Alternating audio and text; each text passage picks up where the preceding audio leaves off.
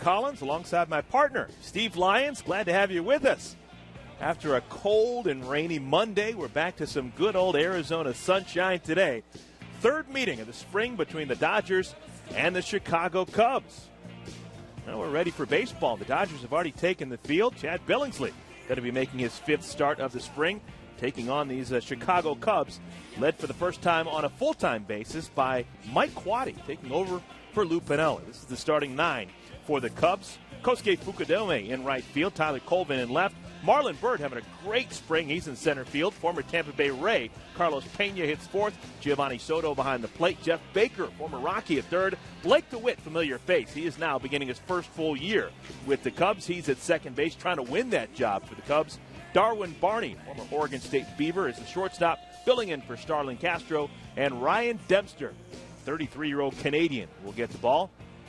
Ryan Dempster scheduled to be the opening day starter for this year's Chicago Cubs. And there is Chad Billingsley now making his fifth spring start. Chad Billingsley, who will probably be the number 2 starter for the Dodgers this year, his fifth start of the spring. His second one against the Cubs, so he's getting used to them already. And he's throwing the ball very, very well in spring. And, in fact, striking guys out. He's got 11 strikeouts in his 15 innings so far. And he's starting to round himself into shape, probably make one more start into the spring.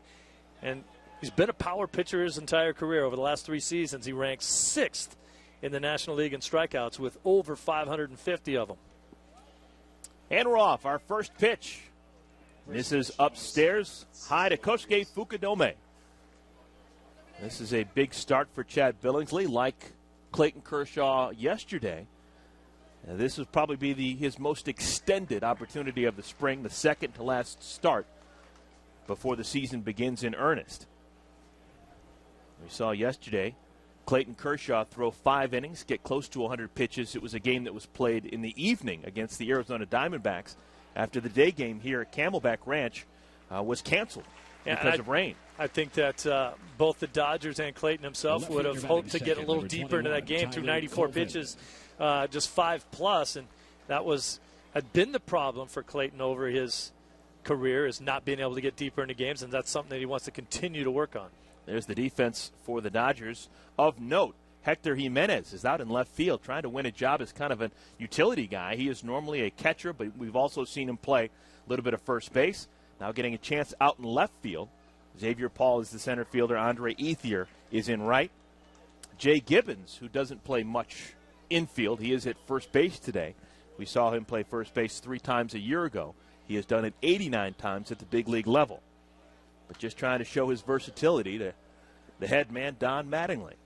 There's a bunch of guys on this team that are having to show whether or not they have any versatility. You mentioned Jimenez in left and Gibbons. Obviously, the injuries to Casey Blake and potential injuries to possibly a guy like Rafael Furcal could move people around the infield. You might have Uribe starting at third instead of second. That means other guys have to move as well. This ball smashed by Jay Gibbons. His first attempt goes right past. Ball was scalded by Tyler Colvin. That'll be scored a base hit. So runner on first with 1 out here in the top of the first. That's one of those balls as a first baseman. You don't have a lot of time to move, but your best effort is to try to take one quick step to your right and get yourself in front of it, and then it's going to hit you. You got to let it hit you and try to stay in front of it, keep the ball in front of you, kind of giving it an olé like he did right there. You either catch it or you miss it, and if you miss it, it ends up out there in right field. So, sometimes as an infielder, you just have to sacrifice yourself and say, I know this ball's going to smoke me, but if it bounces down in front of me, I can get it to the pitcher who's covering, and we get the out somehow. So a runner on board for Marlon Byrd. Byrd now in his second season with the Cubs. He has really picked up his game over the last couple of years, become a force in the middle of that Cub lineup. First pitch to him is downstairs and goes away from the catcher Barajas. It'll be a wild pitch, allowing Colvin to move over to second. Well, you see Colvin getting a decent lead over there. This ball's just down and in the dirt. Barajas can't handle it. That's a situation that, you just don't want to find yourself in. You have a guy at first base. You want to try to keep the double play in order. You've got to make sure that you throw a ball somewhere in the area that Barajas can handle. That's Chad's third wild pitch of the spring. Byrd hits it hard through the hole, left side of the infield. They're going to wave Colvin around third. Jimenez, an opportunity to show off that arm, and he throws him out. Oh, nice play in left field by Hector Jimenez. Well, every spring there's a guy that shows up and just has an outstanding spring. A couple years ago it was Xavier Paul. Now it's Jimenez. He's normally a catcher, so you figure he's got a decent arm. Colvin came around third base thinking that he was going to score easily. And Jimenez came up throwing and gunned him down easily. There's a kid, number 79, getting an opportunity to shine. Every time they put him out there, he has played very, very well. Jimenez has been playing professional baseball since 1999, yet he has just 2 big league at-bats. Those back in 2006 with the Houston Astros. Spent some time in the Yankee system. As you said, I mean, he's not a young kid. So 2 outs now. Carlos Pena hits a 2-hopper to the shortstop. Fielded by Furcal, over to Gibbons, side retired. So a couple of base hits, but no damage done. Nice throw from left field by Hector Jimenez, highlighting that inning. And the Dodgers are going to get a chance to go to the bat rack and hit against Ryan.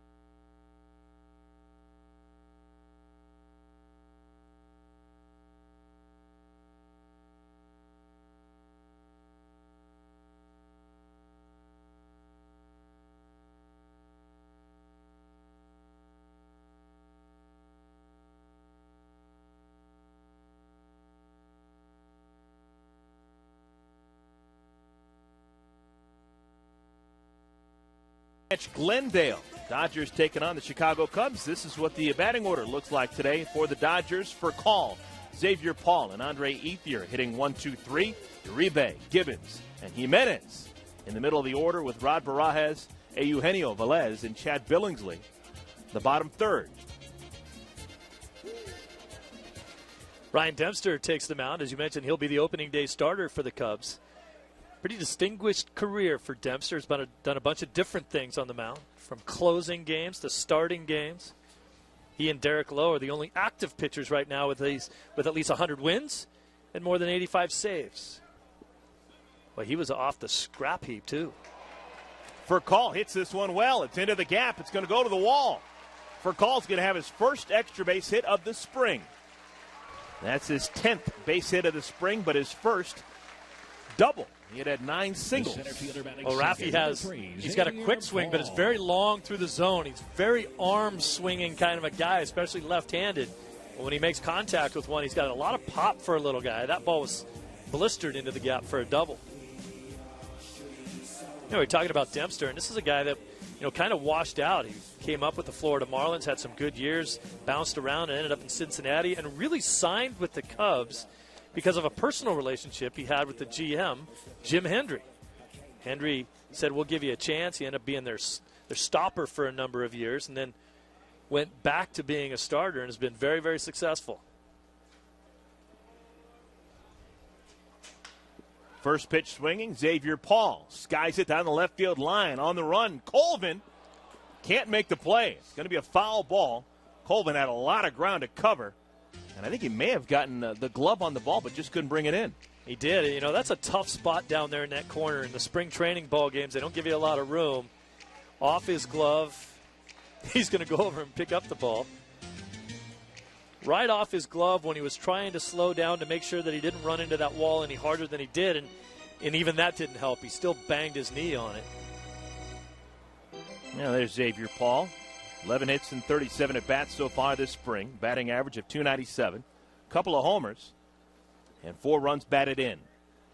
Seems like he has been in that mix for the extra outfield spot for, 4 years now. You got a feel for a guy who comes in spring training every year, comes in very prepared, plays well, always shows off his talents here in spring training, and just can't seem to get over the hump. Sometimes you wonder if Xavier Paul in a different organization might be a starting left fielder for somebody else. He's been in the Dodgers organization since 2003.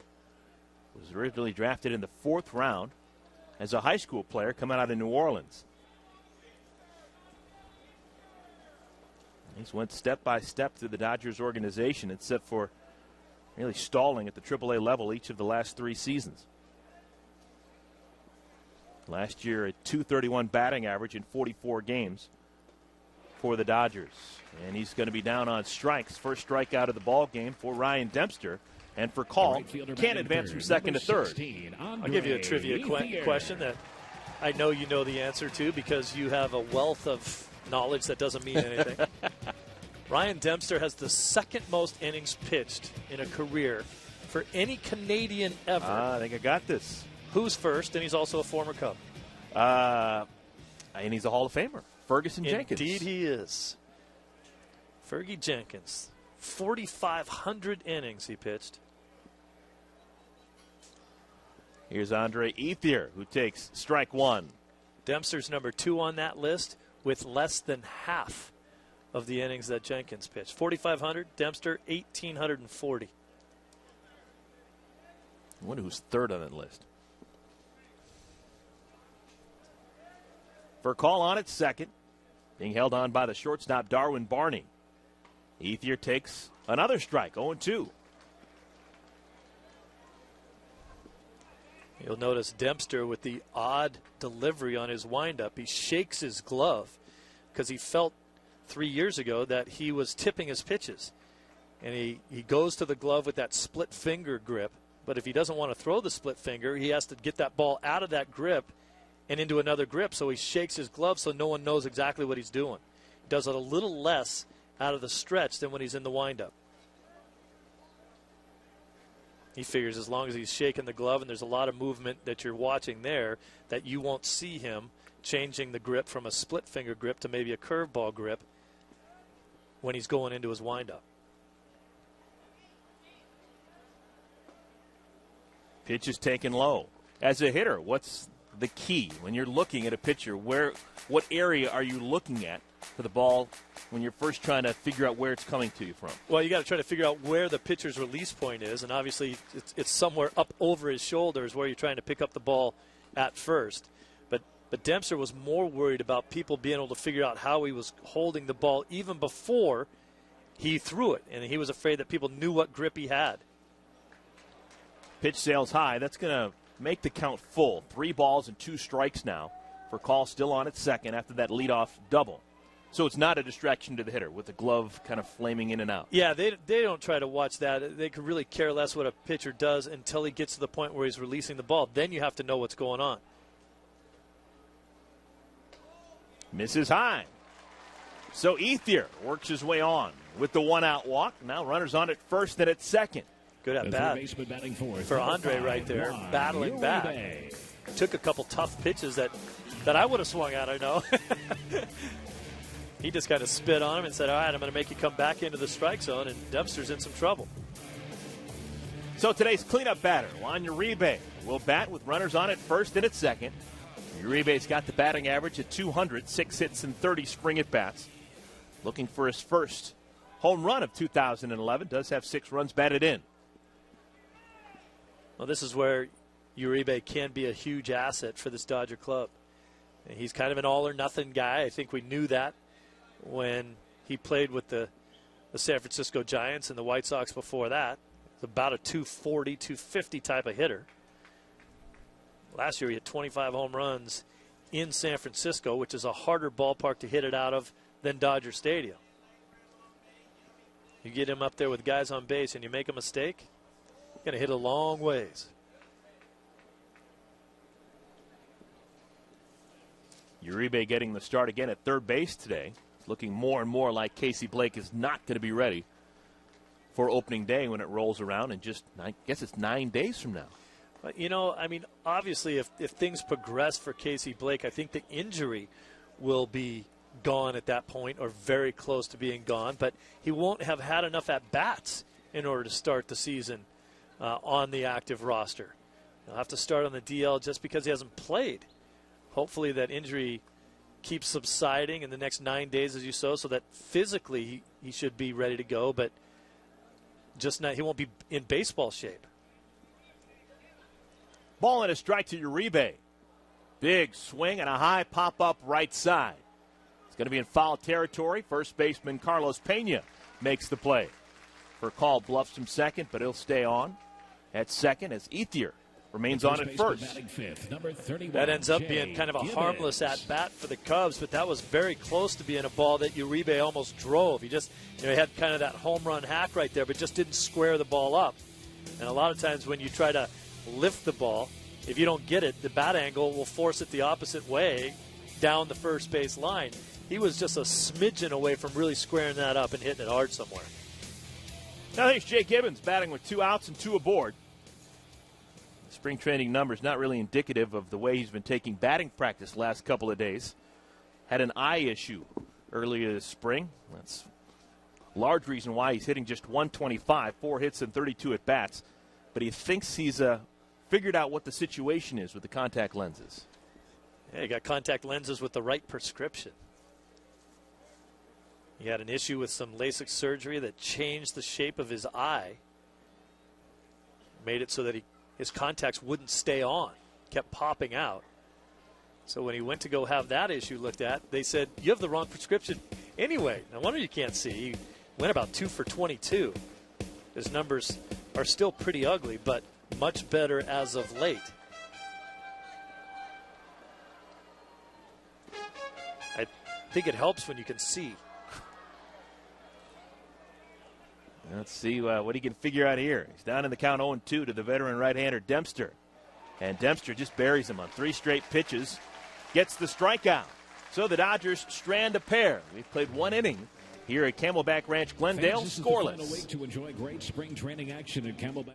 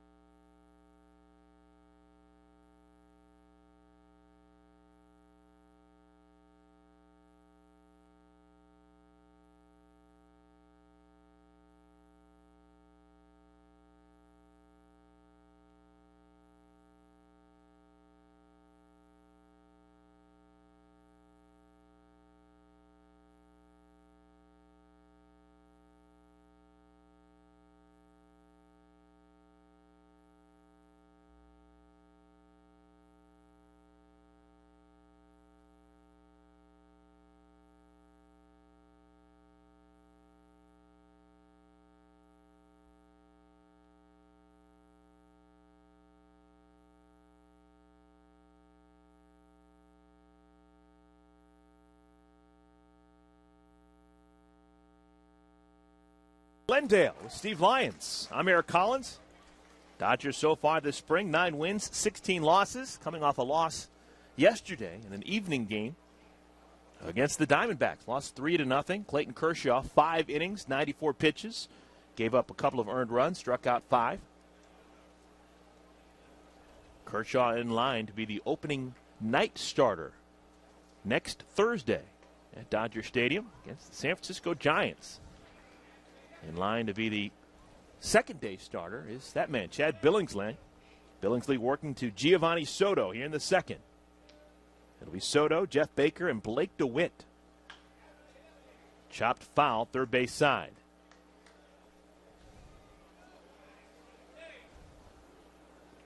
Giovanni Soto has changed that body radically over the last couple of years.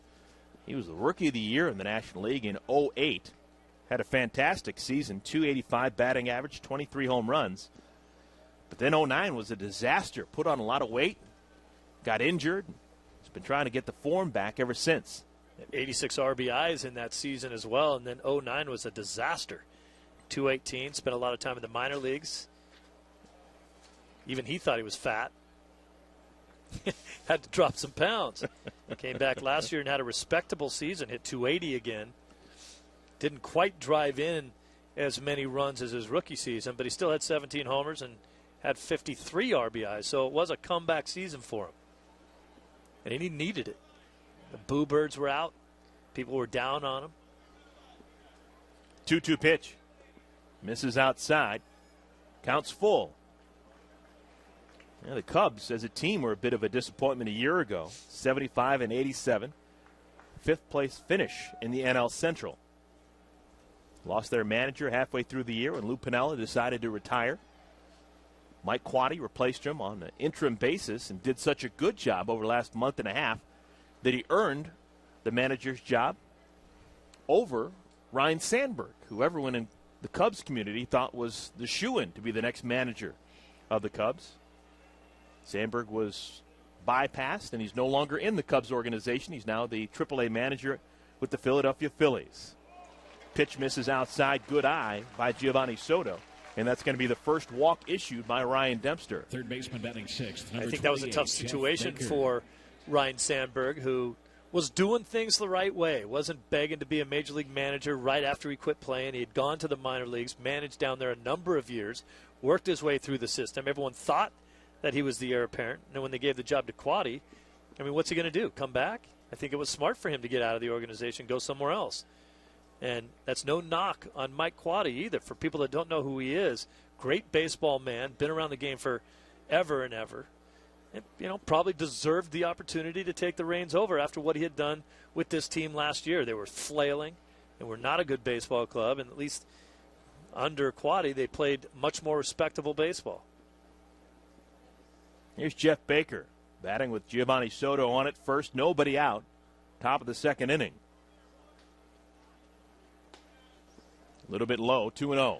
Mike Quade was the manager of the Ottawa Lynx way back in 1992 when I was back playing in the minor leagues for the Pawtucket Red Sox. And that was my first run-in with Quade, or first time I ever met him or knew anything about what he was. And that was a long time ago. The guy's been in the game a long time.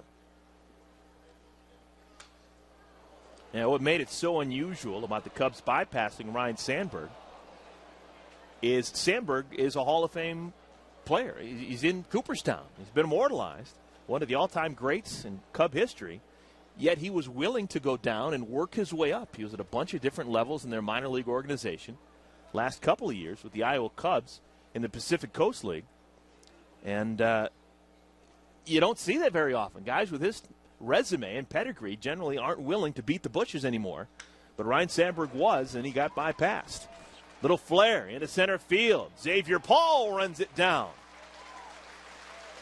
Xavier usually doesn't get too much time in center field, more of a corner guy, but makes the running catch in shallow center. A little bit of a slow jump for Xavier Paul.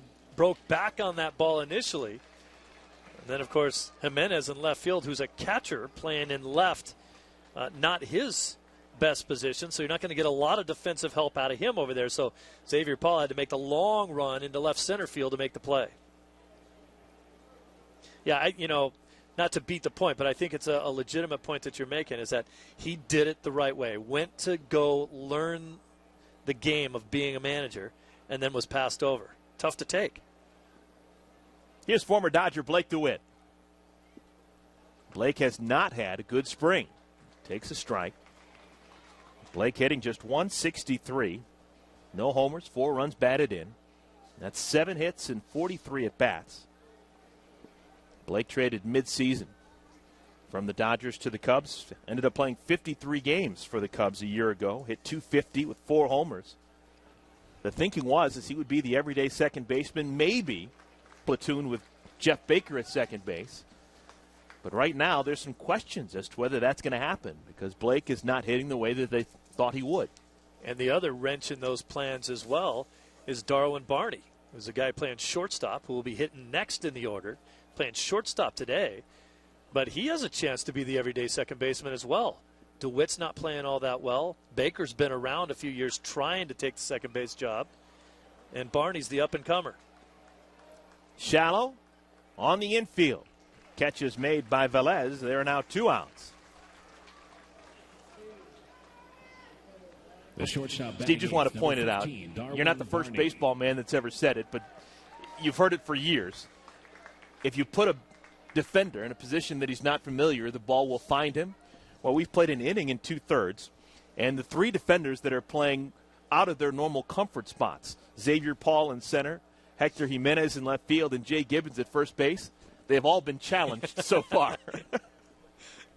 It's like being a defensive replacement. The first ball is always going to get hit to you. Here's Darwin Barney, 2-time national champion with the Beavers of Oregon State. Can't say that enough, can you? Dominant Pac-10 program Pat Casey's got going there in Corvallis.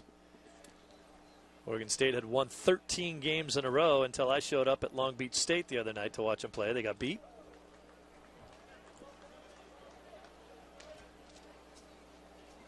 That was the third of a 3-game set. They they won 2 of 3 in that series. Back ranked in the top 25 once again. 23rd now in the country, I think, are the Beavers. Ball and a strike to Barney. Billingsley out of the stretch. And Barney shows bunt, pulls it back. Yeah, we have a little bit of historical perspective now on what those Oregon State Beavers did. We told you they won national titles. I believe it was in 05 and 06 and 06-07. And for the most part, those players on those teams have not had great success in pro baseball. Darwin Barney's the one guy here that's pretty much has been knocking on the door. Cole Gillespie is an outfielder with the Arizona Diamondbacks who's got some time. Little flipper into right field. That's going to get down. Fielded by Ethier, but moving over to second base goes Soto. So 2 on with 2 outs now here in the second. 46, Ryan Dempster. I think when you look at Barney here as a guy who's going to try to make this club, that's a pretty good pitch he hit right there. Just kind of dumped it into right field. But the point that he made when I talked to him before the ball game is he said, look, our shortstop, Starlin Castro, is probably going to knock down 25 errors. And if he's going to boot the ball, you better make sure the other guys in the infield catch it. And that's where he feels like he has a little bit of advantage. You know, Blake DeWitt's struggling defensively and offensively in spring training. Jeff Baker's been a guy that's been around for a while, having a great spring offensively, but not a lot of range. And that's where Barney feels like maybe he might be able to make up some difference if he catches the ball and makes himself look good as a defender. The pitcher, Ryan Dempster, lines it out of play right side. Dempster, pretty good athlete. Grew up in British Columbia playing hockey. Spends his offseason in Chicago. You can find him at the United Center watching Blackhawks games frequently. This is the end of the inning. Velez over to first, side retired. So a couple of base runners, but no one scores against Chad Billingsley. Home half of the second when we return. Scoreless Cubs and Dodgers. Root beer floats.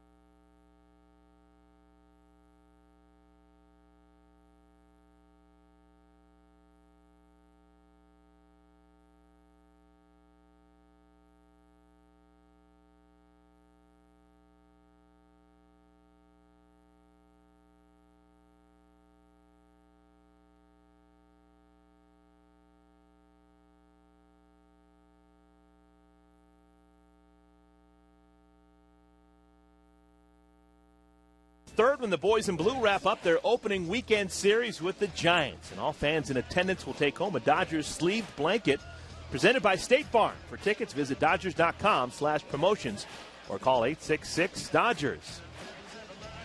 They could have used that sleeved blanket yesterday. It was nasty. High temperature of about 58 degrees. We had rain basically for an 8-hour window, mid-morning to late afternoon. Then the night game in Scottsdale was chilly. All right, here's a look at Hector Jimenez playing left field today. Switch hitter batting from the left-handed side against Ryan Dempster. He has been the talk of spring so far. Batting average of .333, and it's been a hard .333. He has got 10 hits and 30 at-bats, including 3 homers. Has driven in 7. Now Don Mattingly giving him a chance out in left field just to see just how much versatility he has. Well, he's forcing himself into the lineup every day in spring training. He's a guy that nobody figured would make an impact at all. And you can get fooled in spring training. There's no question about that. Some guys get hot for a couple of weeks, and you think he's the best thing since sliced bread, and then he goes back to being the player that he had been before. And this guy's been around for a little while. 6-year minor league free agent. He's 29 years old. But what they've seen out of him is a very fluid, natural swing. Goes the other way very well. And has had some power. 3 home runs. Spent last season in the Eastern League. Double-A baseball for the Pittsburgh Pirates, playing for the Altoona Curve. He was an all-star a year ago, batting average of .305. Had some power, 16 home runs, 72 runs batted in. Ooh, got him on 3 pitches. Dempster gets the strikeout, his 3rd of the ball game. Jimenez back to the dugout. Nasty pitch right here, down and away. Jimenez didn't think it was a strike. Dempster was just going to put it on the black or make sure he missed away, and he got the call out of it. I don't know if you're a hitter in that situation, especially a young guy trying to make an impact. You can't be too upset about not swinging at that pitch. It was nasty, down and away. You're not going to do anything with it if you swing at it anyway. You hope it gets called a ball. Dempster starts Rod Barajas with a breaking ball strike. Barajas has had a smile on his face basically since the first day that pitchers and catchers reported back in mid-February. Just so happy to be playing for the team that he grew up watching. A Southern California kid.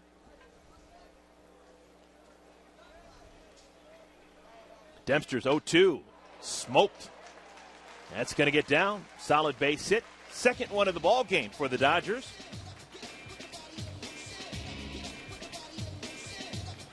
The second baseman batting 8th, number 9, Eugenio Barajas on at first base.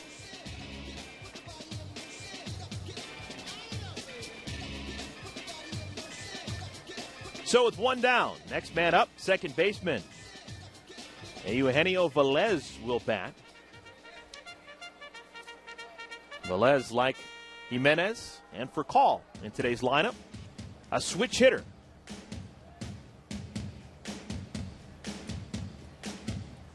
Velez has spent parts of the last 4 seasons with the San Francisco Giants, spent the bulk of last year playing for the Fresno Grizzlies, AAA affiliate of the Giants. Tried and bunt his way on, bunts it foul.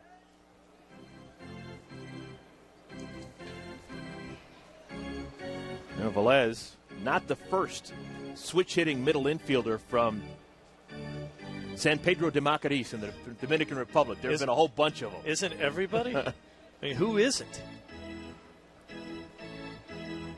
I remember Alfredo Griffin back with the Toronto Blue Jays in the late 70s. He was kind of the first guy from San Pedro de Macorís, but there's also been Juan Samuel, Manny Lee, Julio Franco.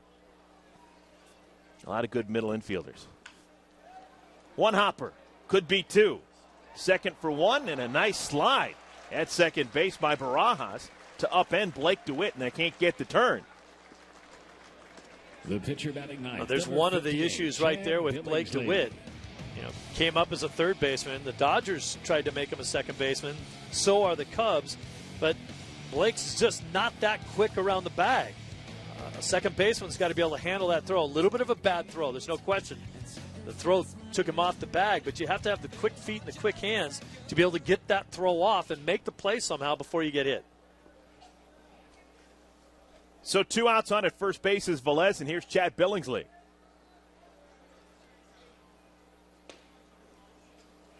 Chad takes low, ball 1. Velez is another guy that can run. Stolen 4 bases down here, gotten caught twice.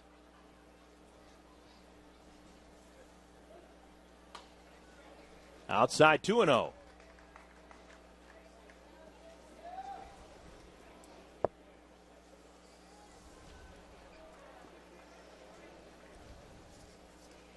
These are two guys here that remind me a lot of each other. I think of Chad Billingsley and Ryan Dempster as guys that kind of cut from the same cloth. Good athletes, big arms, right-handers, good bodies. Billingsley hits it hard right to the shortstop. Barney over to DeWitt. That'll retire the side. So once again, the Dodgers get a man on, but they can't score. Scoreless as we head to the third. Section 112, you've won free.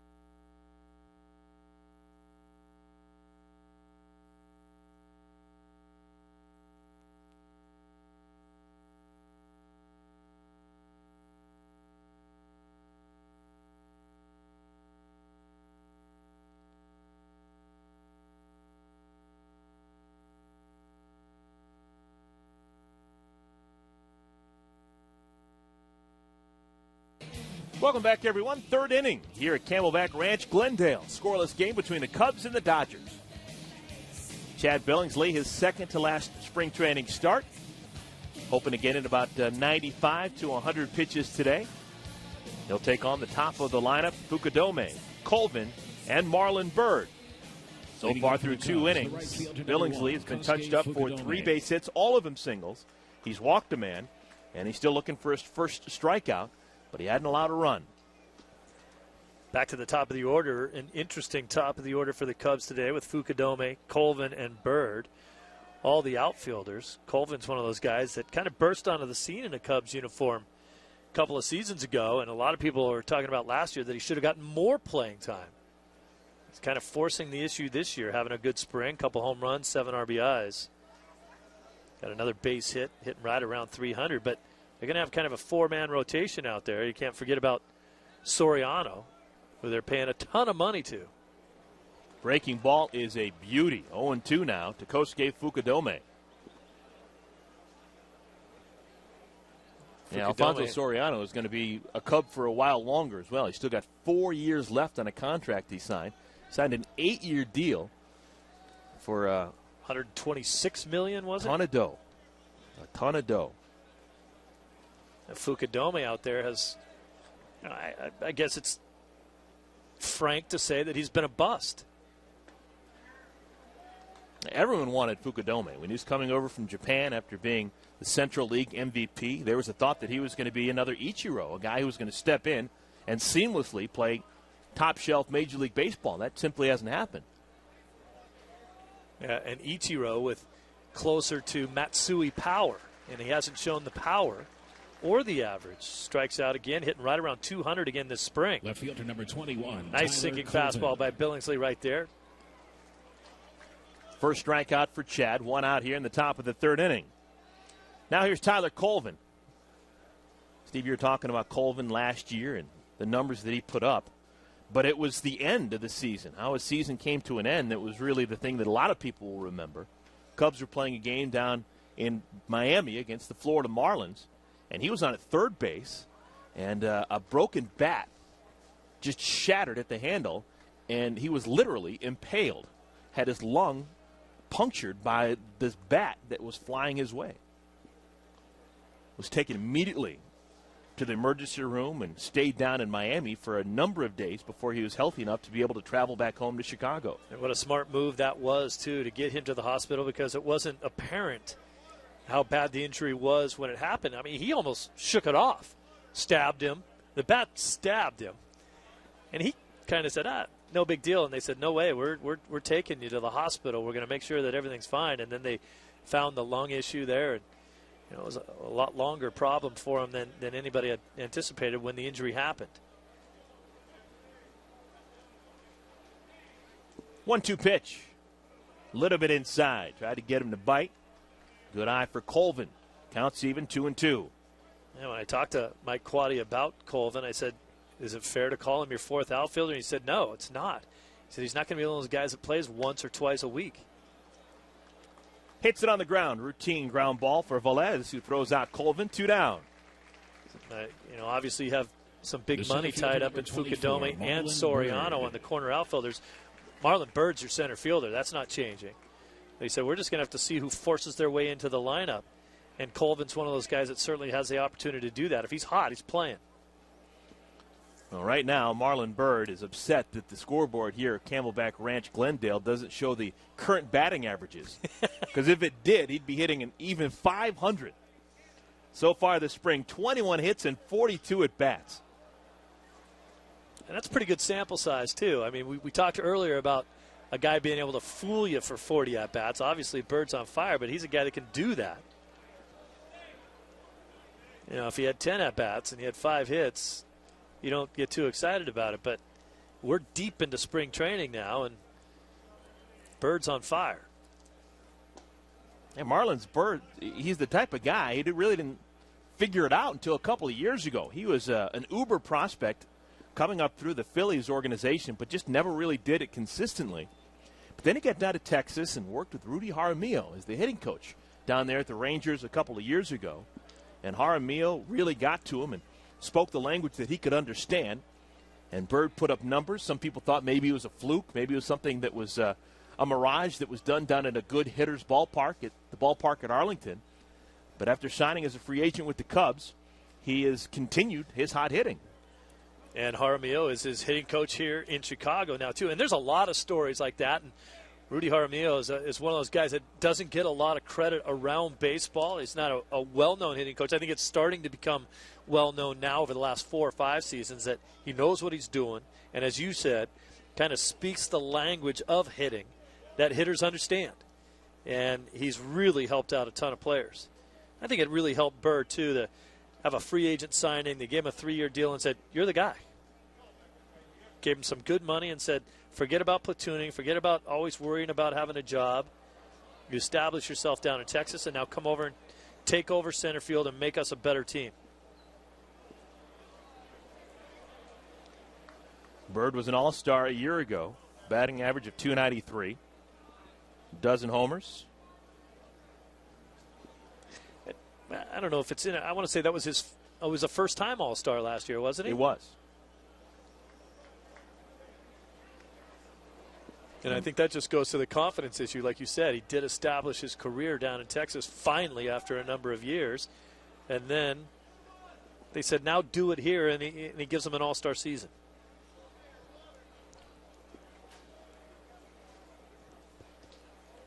Ball and 2 strikes to Bird. Billingsley looking for his first 1-2-3 inning.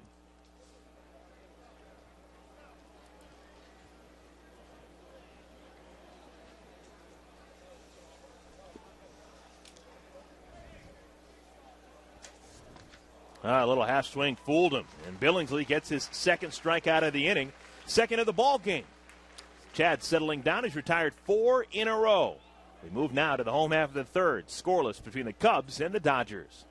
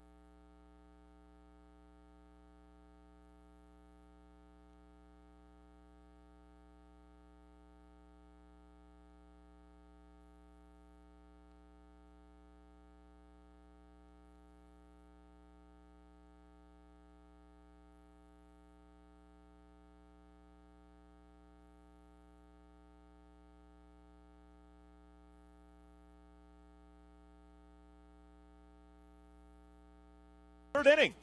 That's about 2 miles away. University of Phoenix Stadium, home of the Fiesta Bowl. Had a Super Bowl there a couple of years ago. Home of the Arizona Cardinals football team. Had the national championship game this fall there. I guess wintertime when you get to be January 10th. Top of the lineup, Rafael Furcal, Xavier Paul, and Andre Ethier to bat against Ryan Dempster. Dempster so far has been touched up for a couple of base hits. Rafael got him for a double. Leading off the home half of the first inning, Rod Barajas with a solid line drive single with 1 out in the second. Nice to see Rafi drop a bunt down. He fouled it off, but he just didn't bunt enough last year. On the ground, backhanded by the first baseman Pena, steps on the bag, 1 out. What is a good number of bunts for Rafi? How often do you want to see it? Well, to me, if you run like he still runs, I mean, obviously he's not the kid that came up and could steal you 60 bases anymore, but he still has base stealing speed and speed down the line. I'd like to see him do it at least 20 times a year. And he also does that little patented bunt that he uses where he'll bunt the ball to the shortstop. He'll square around a little bit early, get the third baseman charging, and then kind of bunt it past him to the shortstop, and he beats that out all the time. Just didn't do it enough last season. Xavier Paul takes a strike. Dempster struck out. Xavier back in the first inning. This is now the 8th year that X has been in the Dodgers organization. The lost art of bunting happens for 2 reasons. Number one, it's a very instant gratification game now. You don't get on the sports highlights by dropping down a bunt.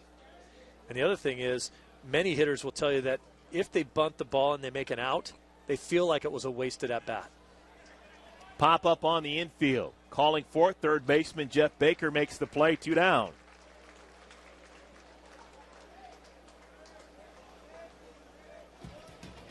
The right fielder, number 16, Andre Ethier. So with that pop out, Dempster is now retired 4 in a row.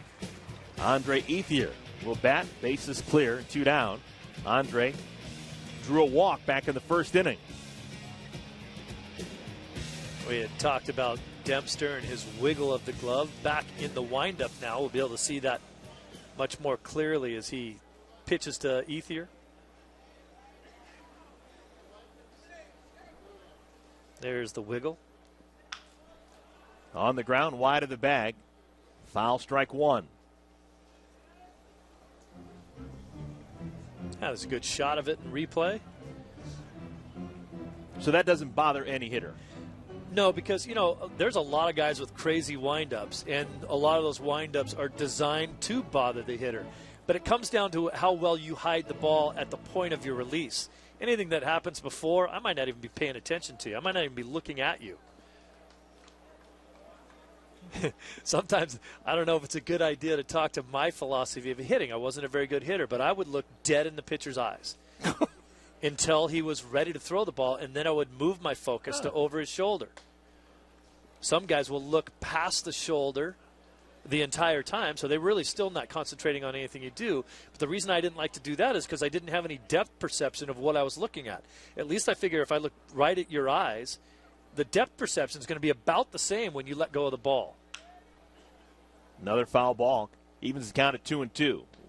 When you talked with your teammates over the years, was that unusual for a hitter to look in the eyes of the pitcher? I don't think so. I think guys really did pick out a spot on a pitcher to look at. But I think what is unusual, it's the hardest thing to teach. I don't think there's any one real way where people say, here's how you have to pick up the ball. Obviously, you have to see the ball in order to hit it. And the quicker you see it, the more time you have to hit it. Andre swings on top of that breaking ball. That's the fourth strikeout of the game for Dempster. Pitcher's duel here in the desert.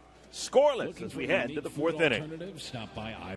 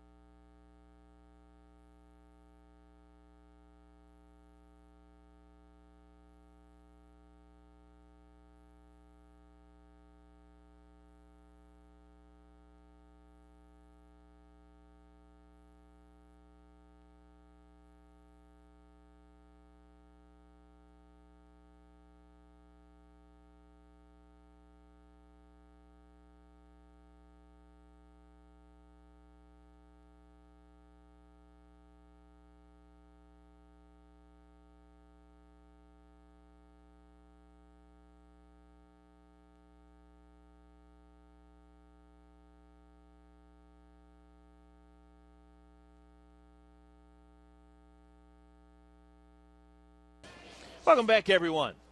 Dodgers enjoying their third season here at Camelback Ranch, Glendale. Just a beautiful complex that the Dodgers share with the Chicago White Sox. But today taking on the other team from Chicago, the Chicago Cubs. Dodgers will take on the White Sox here at Camelback Ranch tomorrow. And then on Thursday here at Camelback Ranch, Glendale, the Dodgers will take on Troy Tulowitzki and the Colorado Rockies.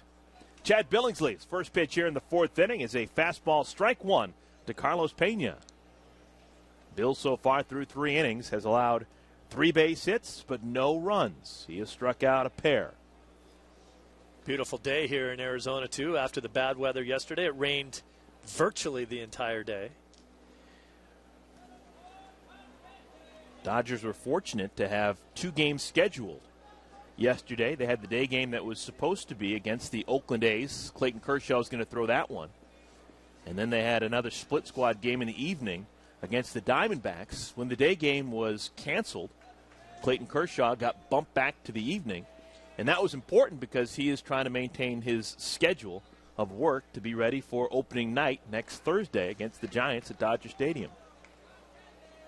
Now, who it did affect was Tim Redding. Tim Redding, trying to make this team, was supposed to pitch the night game against the Diamondbacks. When that game happened, Clayton Kershaw threw instead of Redding, and Redding is just going to do an extra bullpen today. And he's going to be pushed back, and we'll see him on Friday down in Tucson. That's the next time he will throw in a game for the Dodgers. Tim Redding's doing an outstanding job in his effort to make this club an ERA of 3. He's gotten a chance to pitch a little bit, 12 innings, and making a nice impression, of course, with the injuries to John Garland and also Vicente Padilla. That has opened up an opportunity for some other guys to try to jump through that door.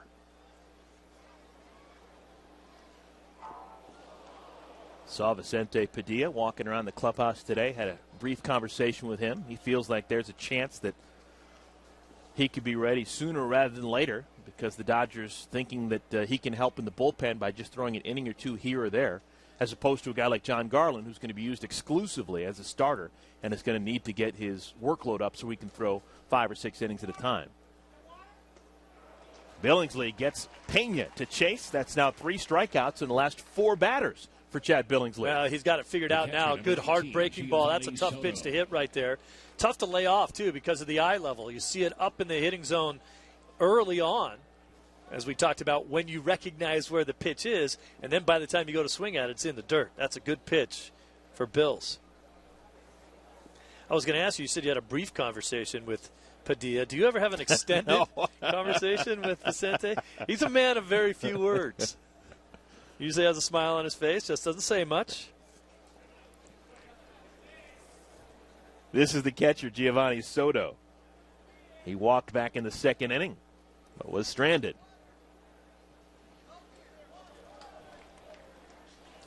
One ball, 1 strike to Giovanni.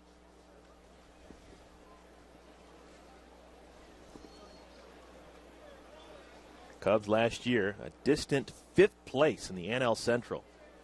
And actually ended the season, the crowds at Wrigley Field, which normally is a party, virtually sold out every game of the year. The crowds really thinned in August and September. And there's a lot of pressure. Jim Henry, longtime general manager, is trying to put the pieces together because when you can't sell out Wrigley Field in the summer, that's an issue.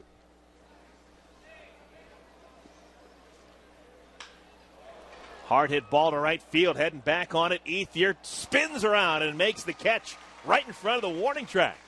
That's a nice play. You know, there'll be some people in the stands that say, oh, he turned the wrong way on the ball, but he really didn't. He goes back to his right. I don't know if you'll see this on the replay. He turns to go his right. Then when he runs, he turns and runs after the ball the correct way. You got to turn your back and run to the spot where you believe it's going to come down. And then all he did is he turned back to his right again. There's no problem in doing that. I remember having a number of conversations with Joe Torre, and Joe insisting that if given the opportunity, Andre Ethier could play a very good center field at the big league level. Well, you know, I think that's true. He doesn't have the blazing speed, but he's a good outfielder. When Kemp won a Gold Glove in center field, Andre Ethier was as good a right fielder as Matt Kemp was center in that season. That's now 7 in a row, retired by Chad Billingsley. Scoreless game here in the desert as we head to the bottom of the 4th.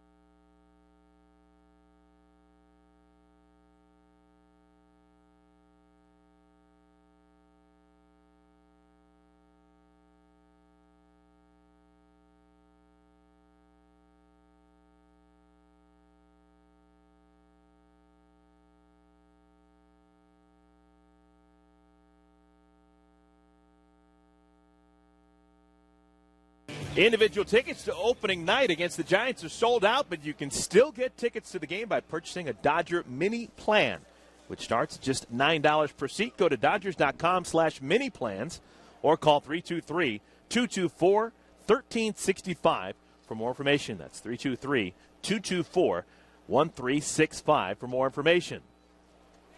Home half of the fourth inning, Uribe batting against Ryan Dempster takes a big swing and a miss. That's now 1 ball and 1 strike to Uribe. It'll be Uribe, Gibbons, and Jimenez. Dodgers have a couple of base hits, but no runs. This continues a trend that we saw yesterday. Dodgers were shut out against the Arizona Diamondbacks. Lost a game by a score of 3-0. Ian Kennedy was the starting pitcher yesterday for the D-backs. They actually started winning some games. The Dodgers went through a period there where they lost about 8 or 9 in a row. It was looking ugly. They weren't hitting. They weren't getting too many guys out. Everybody says, it's spring training games. You don't worry about it too much. But you don't want to start trends that pass over into the regular season.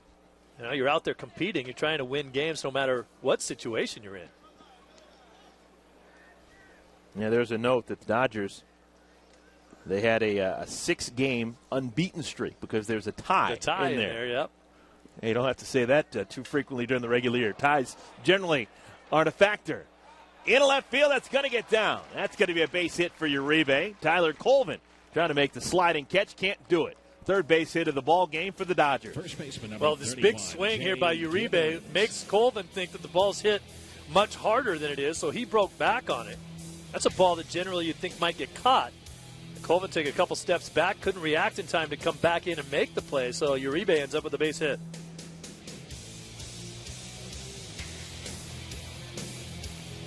So leadoff man aboard. Jay Gibbons will bat. Jay struck out to end that first inning. 1 of 4 strikeouts so far in the ball game for Ryan Dempster. The 2 toughest things for an outfielder to judge when you're out there playing is when a hitter takes a huge swing and you're not sure whether he squared it up or got jammed. You can't tell. And the other is when a ball's hit straight at you, when you have no depth perception to see how hard it's hit. And both situations happened there for Colvin. Huge swing, ball hit at him. And he didn't react very well to either of those situations, and that's why the ball dropped. Gibbons hits this one hard into center field. Marlon Byrd able to make that catch. That's that example of a ball hit right at someone. Left fielder number 79, I mean, Hector it should be Jimenez. easy for people to understand when something hits directly at you. Your depth perception of where the ball exactly is a little bit harder than if you have an angle on it. I know you understand.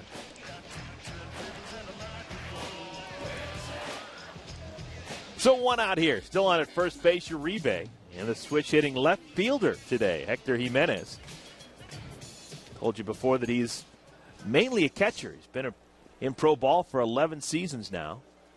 And for the most part, he has been an everyday catcher, but the Dodgers just trying to see if he can fit anywhere else, just get that bat in the lineup. This one hit well into center field, but on his horse and making a nice play in front of the warning track, Marlon Byrd. 2 outs now. The catcher, number Now, every 28, spring, if you're watching at home, you Rojas. sit down in front of your TV and you say, who's this guy? Well, Jimenez is one of those guys where most people don't know who he is. But he's put some charges into some balls, and he's got the front office and the management, everybody on this team, taking a pretty good long look at him. Jimenez swings the bat. He looks good doing it. He's a switch hitter. He's got a good body. But you got to find a spot for him.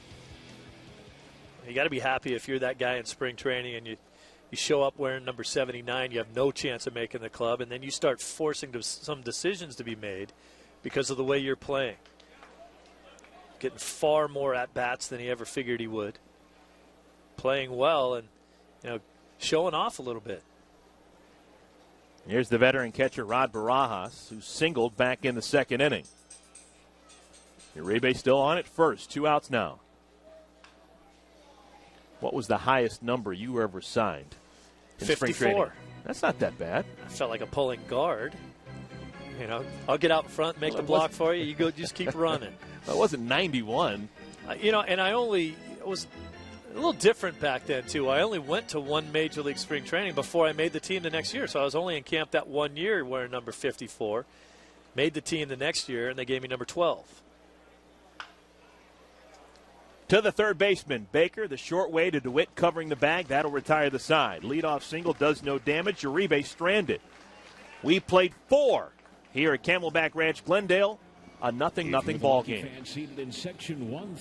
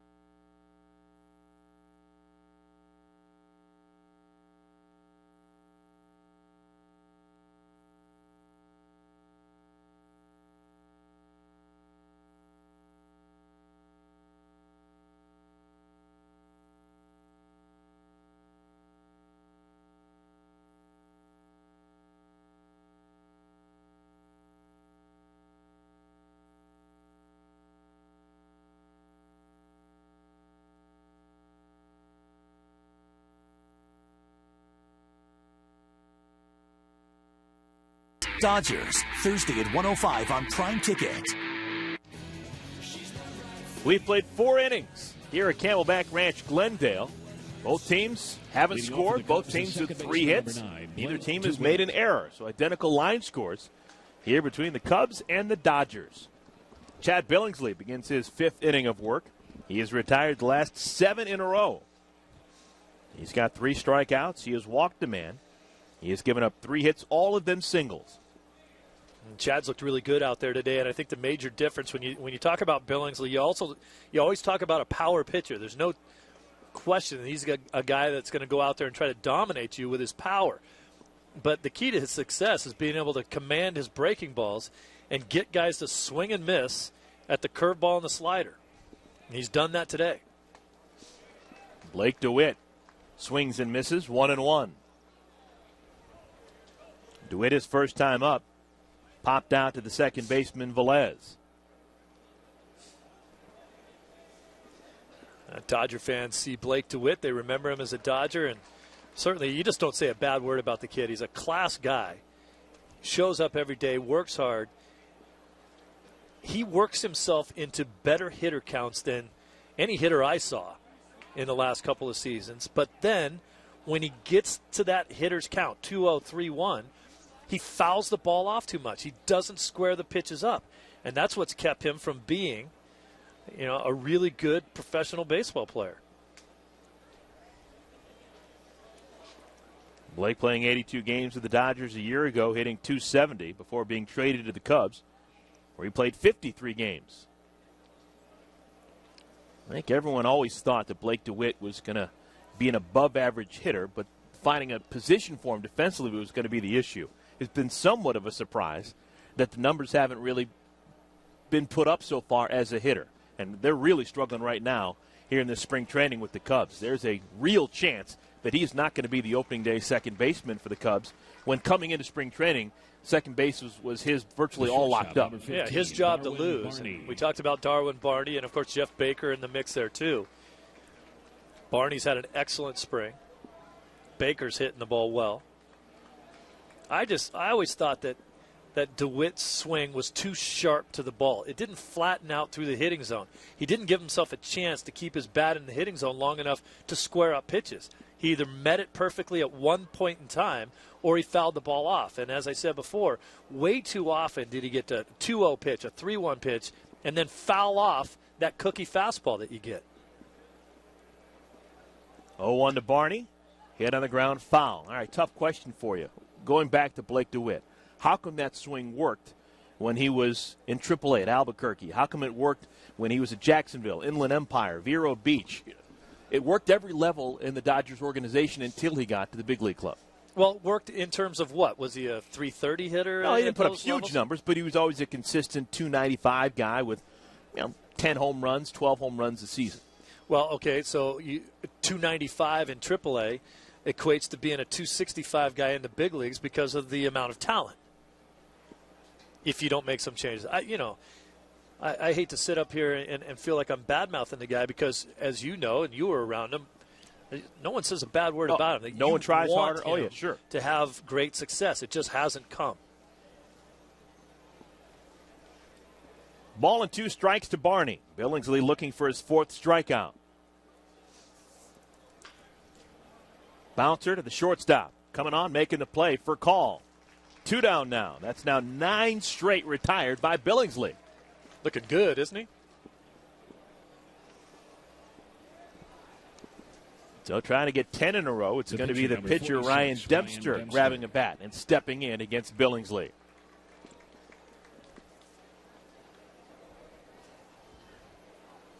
Billingsley gave up a 1-out single to Tyler Colvin in the first inning. Marlon Byrd followed up with a single. No one was able to score in that first inning. Gave up a 2-out single to Darwin Barney in the second. And that's been it. 9 straight retired by Billingsley. Fukudome almost got hit with a line drive foul ball off of the bat of Dempster. I've seen that happen already this year with Luis Salazar, a guy I played with in the White Sox organization, who lost his eye, and they're putting him right back on the schedule to get him back to work and get him back in baseball as quickly as they can. But we wish the best for Luis Salazar and his family, no question. 3 up and 3 down. Xavier Paul makes the catch. That's now 10 in a row, retired by Billingsley. Home half of the 5th next. 0-0, Cubs and Dodgers.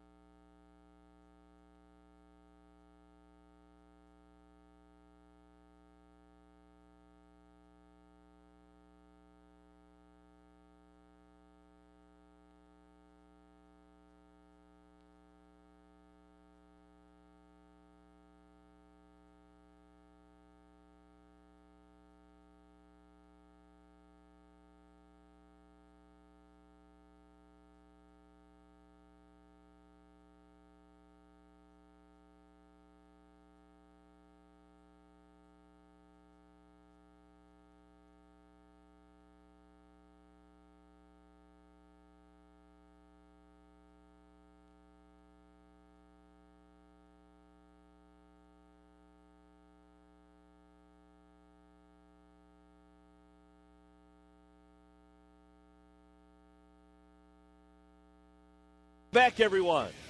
Chad Billingsley has been just fine through 5 innings. He has given up just 3 base hits, all of them singles. He has walked just 1.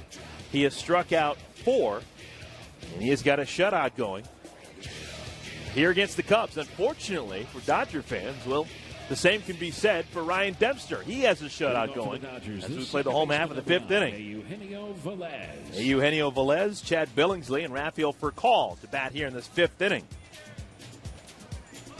Dodgers, no runs, 3 base hits. Cubs, no runs, 3 base hits.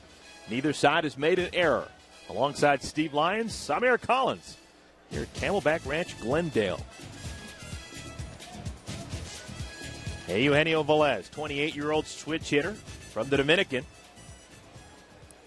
In that battle for one of the utility infield spots with guys like Juan Castro, Aaron Miles, Ivan De Jesus Jr. I guess you'd have to throw Hector Jimenez in there as well with the way that he's been hitting so far this spring. And the Dodgers trying to stretch him out and playing left field today just to see how versatile he really is. Dempster delivers, and that's going to be a line drive base hit, fourth hit of the ball game for the Dodgers. Velez on it first with nobody out.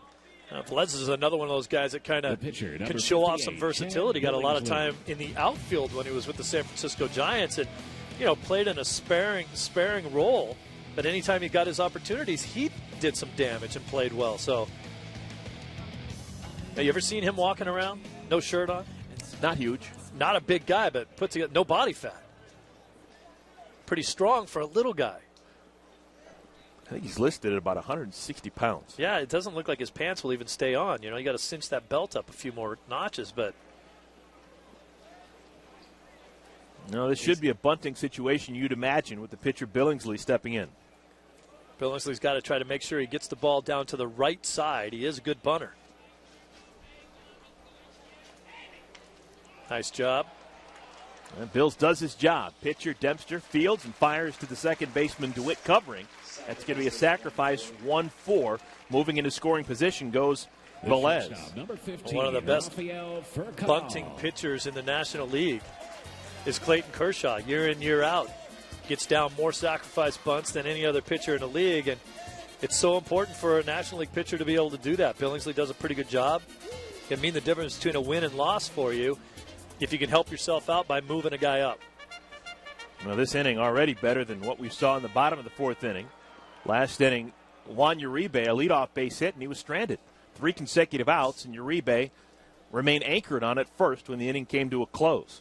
Now already with just 1 out, Velez in scoring position for Rafael Furcal, who takes a breaking ball for a strike. This makes it a tough situation now for the Cubs defensively, too. Rafael Furcal can hit the ball the other way over into the shortstop area, but you have Darwin Barney, because of Velez's speed's got to hang on to him a little bit. Got to kick some dirt over there, make sure he hangs on to him, and then get back to play your position. Huge swing and a miss. 0-2.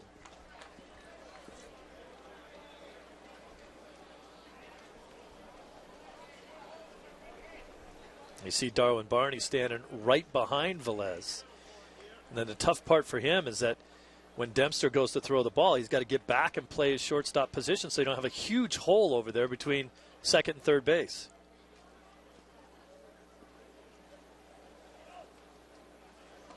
Down low. Just a good shot of Barney trying to keep Velez honest at second. Is there an art to that as a shortstop trying to deke the runner into thinking that you're still somewhere around? Yeah, you talk to him, you make noise, you want him to hear you behind him. And then the tough part is you're in motion going back to cover your position, and no infielder wants to be moving when they're trying to play their position, but it's a part of the game. That's a base hit to center field. Furcal, his second base hit of the ball game. Velez has to stop at third. I think he may have been deked by the shortstop, Barney. Well, and why? Because Barney was back there. Velez made the right play there. There's no way you can get doubled off in that situation. But watch Barney. He's in the area. That ball scoots right past him, and now Velez gets to move up. But he has to hesitate. There's no way that he can say, oh, base hit up the middle, I'm gone. He already heard Barney right behind him for 3 pitches before that, so he knows he's messing around back there somewhere. You can just tell that Darwin Barney was coached up there for the Beavers of Oregon State. He knows how to play this game. Pat Casey and the boys up there teaching him how to play it the right way. There you go. Spoken like a former Oregon State Beaver. But, it's funny because we talked about how unfortunate it was for him to have to do that because it was hard for him to get back and play his position. And because he had to do it, it ended up better off for him. It saved him a run right there. Otherwise, Velez would have scored easily on a ball up the middle. All right, now runners on at the corners. Best scoring opportunity for the Dodgers. Xavier Paul takes strike 1. Velez on at third, Furcal on at first.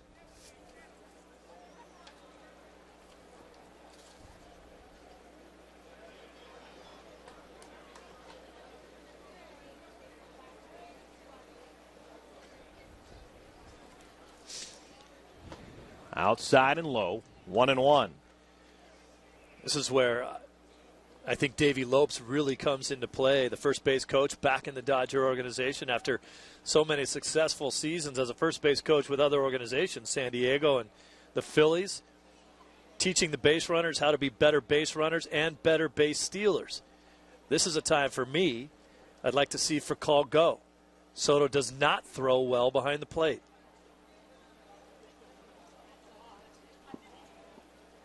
He bluffs. Hard hit ball. That's going to make it into center field. Velez will score for call on his way to third, and he'll make it standing. An RBI single for Xavier Paul, and the Dodgers take a 1-0 lead. So we talked about it earlier in the game. This is where Xavier Paul seems to make his mark every spring. He's always one of those bubble guys. Is he going to make the team? Is he not going to make the team? But, you know, Don Mattingly talked about it before. He shows up here every spring for the last 4 years and makes it a lot tougher decision on whether or not they send him down. And he makes it hard on him every year. And that's, I guess, as a player, that's all you can ask for. Let me make your decision a tough one. Was that a straight steal or was that a hit and run? He hesitated. He was going to run and stopped, didn't he? For You're call? right, he did bluff. Yeah. It was a bluff steal, and then the ball was hit. And I think that's important, too. I've seen guys do that a little bit more. I think Davey says, you know, even if you're not stealing, doesn't mean that you shouldn't be working on getting a good jump. Andre Ethier, two-hopper to the second baseman. DeWitt over to Barney, over to first in time. 4-6-3 on the double play. And the Dodgers will have to be content with just one run scored. But the Dodgers take the lead. 1-0 Dodgers as we move to inning number 6.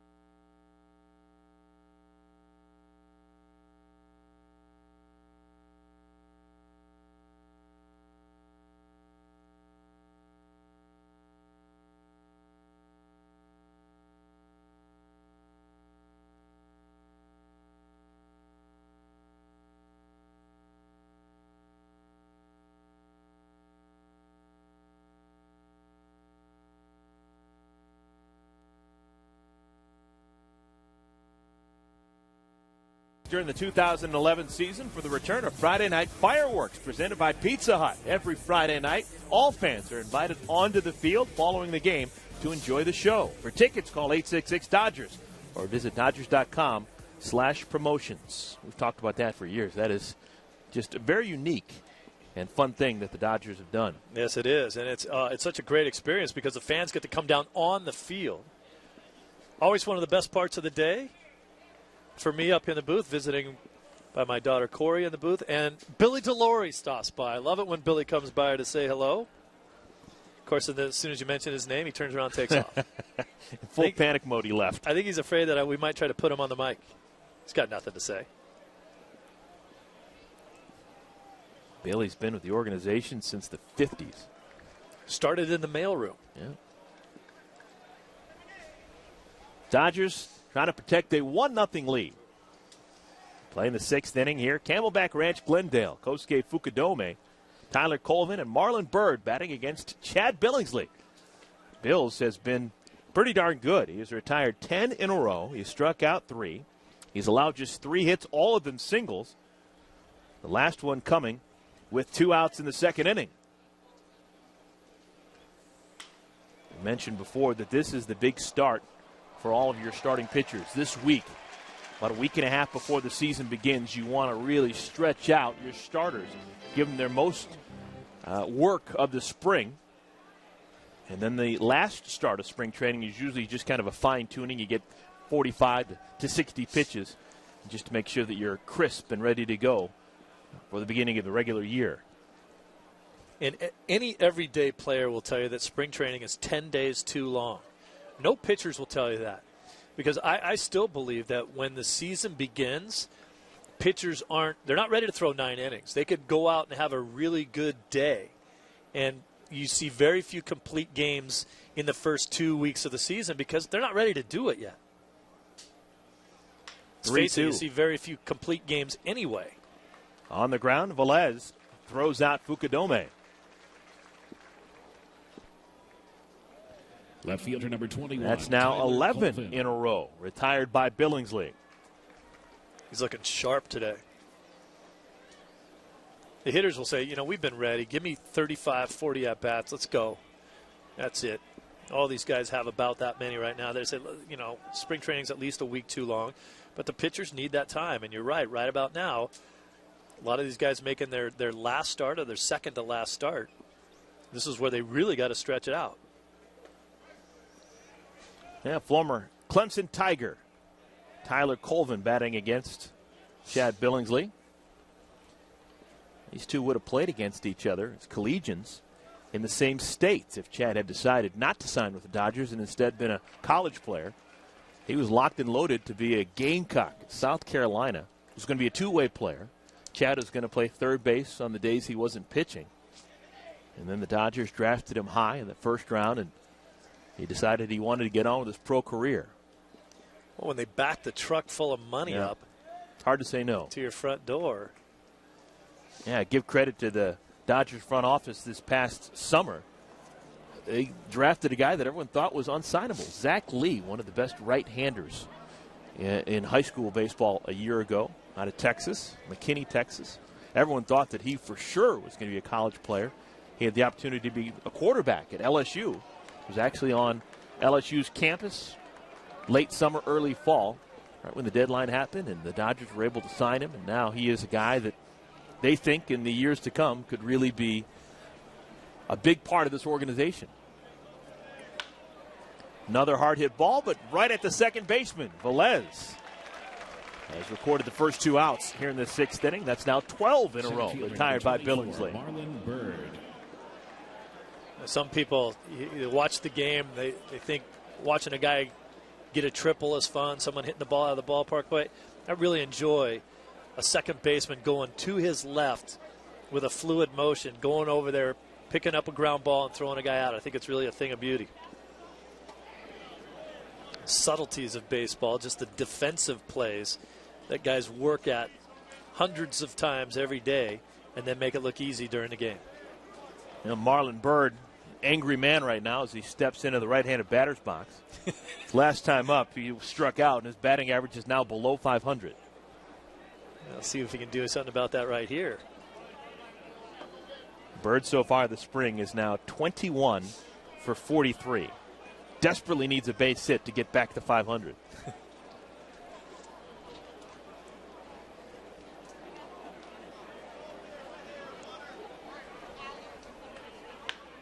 On the ground, pass Uribe. And Byrd gets the batting average back up to 500. All you have to do is ask for it, I guess. That's the fourth base hit allowed by Billingsley. All of them have been singled with 2 outs, a runner on at first base. Number 22, Carlos Pena.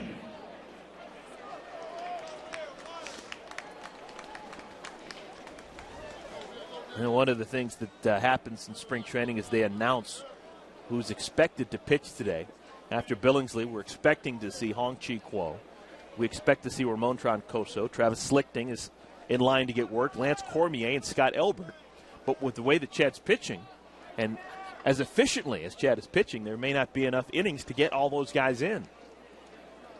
I think you're right. Those guys would pretty much throw 1 inning apiece, but they're not going to get that far. into the 6th inning now, and the way Chad's throwing the ball, it's much more important to get Chad his elongated start. Make sure that he throws enough pitches and gets as deep into the game as he can with however many pitches they want him to throw. And the other guys out of the bullpen will get their work somewhere along the line, either in a minor league game or tomorrow or whatever. They can do a lot of shifting around with the guys out of the bullpen. Carlos Pena 0 for 2 with a strikeout.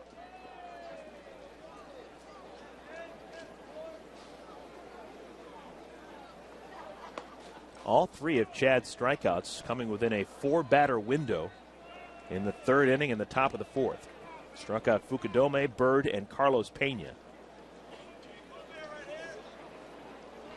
You know, one of the things about going to spring training games is sometimes you don't have those clicks and buzzers that you expect at Dodger Stadium and elsewhere in the big leagues. Nowhere in the line of sight can you find out how fast the pitch was thrown, how many pitches Chad has thrown. I guess you got other things to do, like hang out in the sun. Spring training. None of it really counts. No, we talked about maybe the pitchers that might not get to throw in today's ball game. They'll find another place to do it. You look at a few of the starters who are getting a few of their at-bats. Guys like Kemp and Loney are getting some at-bats in one of the minor league games today. So they might not be playing in this game, but they are getting at-bats somewhere.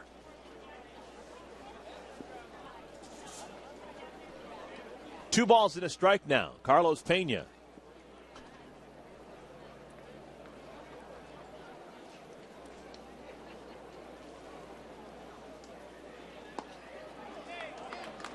Inside 3-1. And the Cubs have a lot of hopes for Carlos Pena. Signed him to a $10 million contract for this season alone. And that's coming off a year when he didn't even bat 200. Really a subpar season. I mean, this was a guy that was floundering around. They always had high hopes for him. And then when he got down in the great state of Florida there, started playing for Tampa Bay, his numbers went crazy. And then last year, just a bad season. That can happen in the game. It is a very difficult game to be consistent at.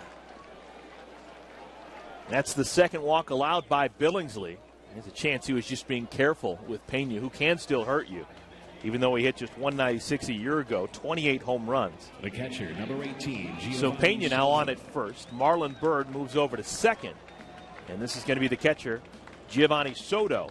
Maybe Billingsley liked the right-on-right matchup a little bit better than righty against the left-handed hitting Pena. Yeah, and I think it was a smart move for Barajas to go out there and talk to him, because this is potentially Billingsley's last inning, maybe his last hitter here. So I think he went out and said, all right, throw around a guy that can hit you. Now go after this guy and finish this thing off.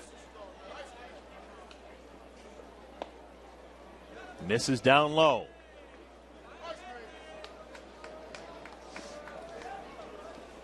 Dodgers scored a run. Bottom of the 5th inning to give Billingsley this 1-0 lead. Inning ended when Andre Ethier hit into a double play, stranding for call at third. Now Bill's trying to protect that lead. He's got runners on at first and at second. There are 2 outs.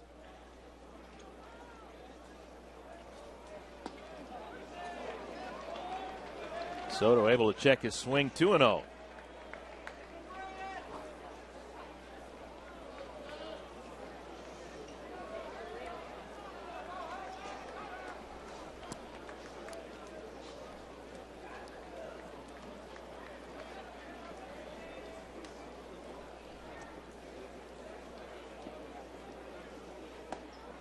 There's a strike, 2-1. Quite a few Cub fans, you know how well they travel from basically the other side of town over in Mesa. It's a little bit of a haul to get over here, but a lot of Cub fans in attendance today, they didn't think that pitch was a strike.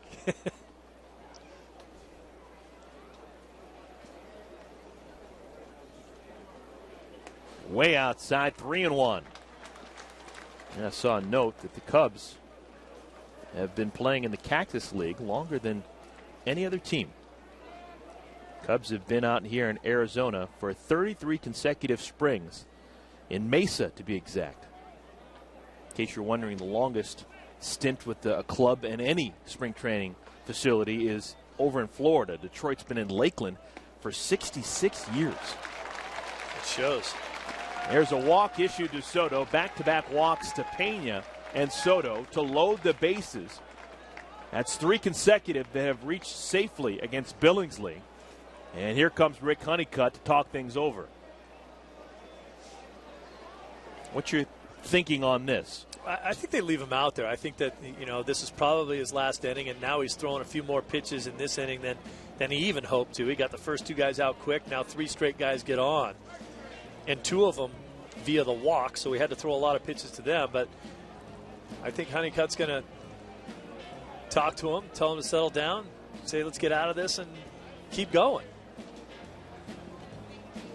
In spring training, is there any value to having a pitcher like Chad Billingsley throw in situations that are high stress? Or is it all just basically letting him get enough work to get ready for the year? I think that you are going to find yourself in high stress situations during the season, so you might as well see a few of them during spring training too. Obviously, if he gives up a grand slam right here in the whole scope of things, does it count on his record? No, it doesn't. But he doesn't want to. He wants to get this guy out. He's going to go out there and compete and try to do his best to make this an in-season game situation. This is Jeff Baker, and he starts with a strike. I can virtually guarantee you this will be the final batter that Chad faces. In the bullpen, getting loose in a hurry, is left-hander Scott Elbert. And there is a left-handed batter, and Blake DeWitt in the on-deck circle. Baker, another one of those guys that's been on fire, hitting nearly 400 this spring. Into right center field, Xavier Paul makes the catch. Sliding play for the X-Man. And that'll do it. Chad gets into some trouble, but he leaves the bases loaded. No runs, 1 hit, 3 runners left on. We move to the home half of the 6th. Dodgers on top of the Cubs, 1-0.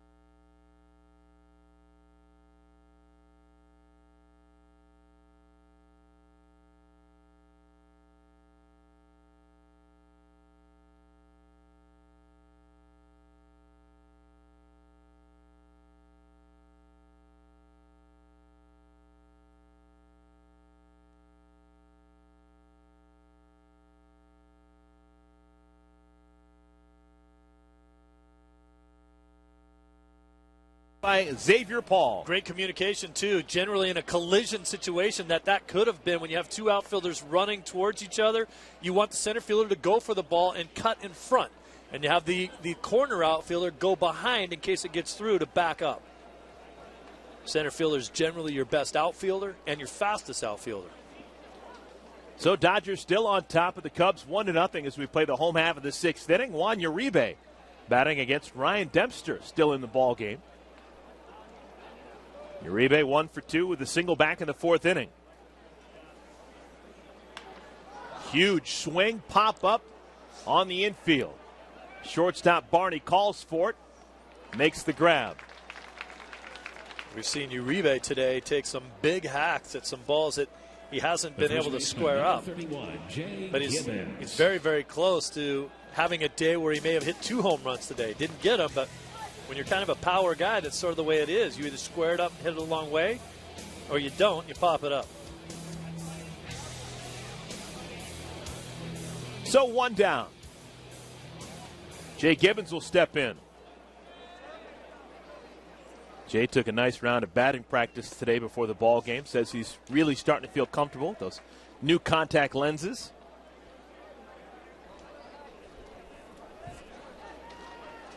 Playing first base today. Had one chance defensively to really stand out, and the ball just ate him up. It was a rocket shot early in the game that he had no real opportunity to stay in front of. Foul ball, third base side.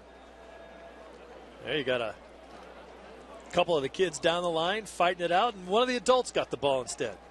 How good is that?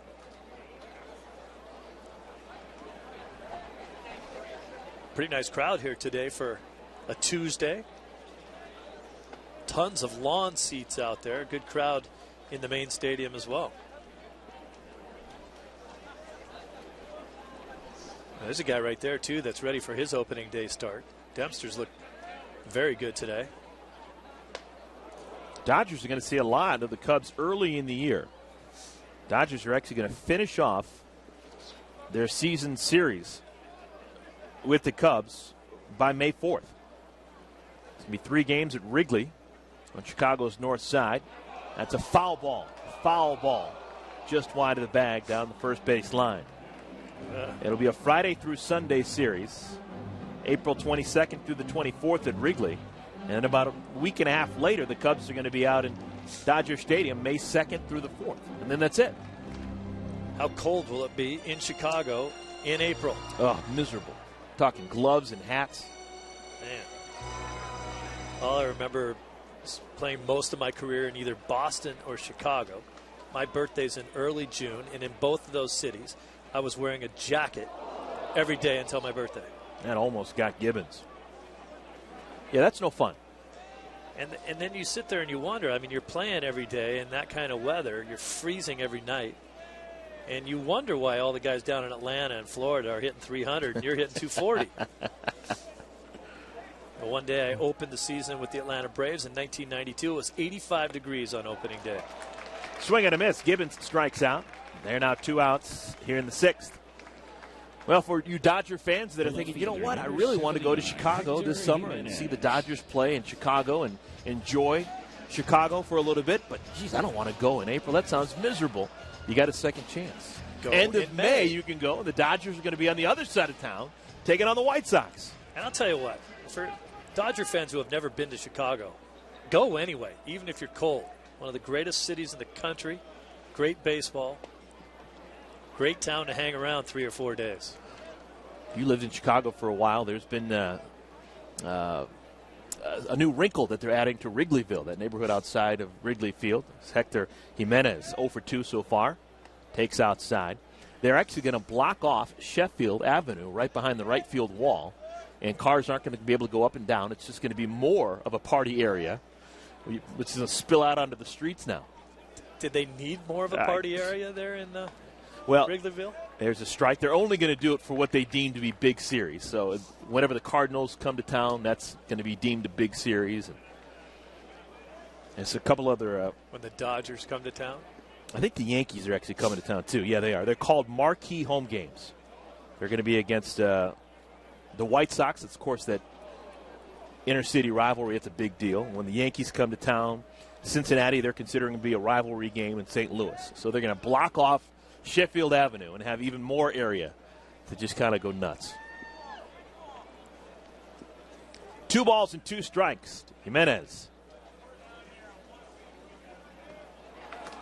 Swing and a miss. Ball is picked up on 1 hop by the catcher Soto, who has to throw to first base to retire the side. So Dempster gets a 1-2-3 6th inning. But the Dodgers still on top of the Cubs, 1-0. The 7th inning is next.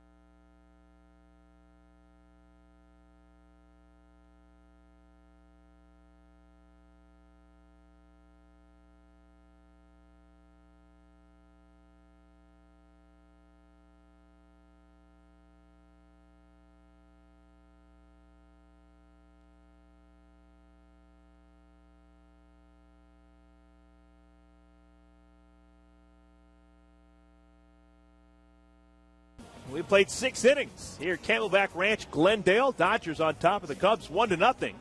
Dodgers scoring their 1 run in the home half of the 5th inning. New pitcher now to tell you about, good old number 81, Lance Cormier, right-hander, will take the ball.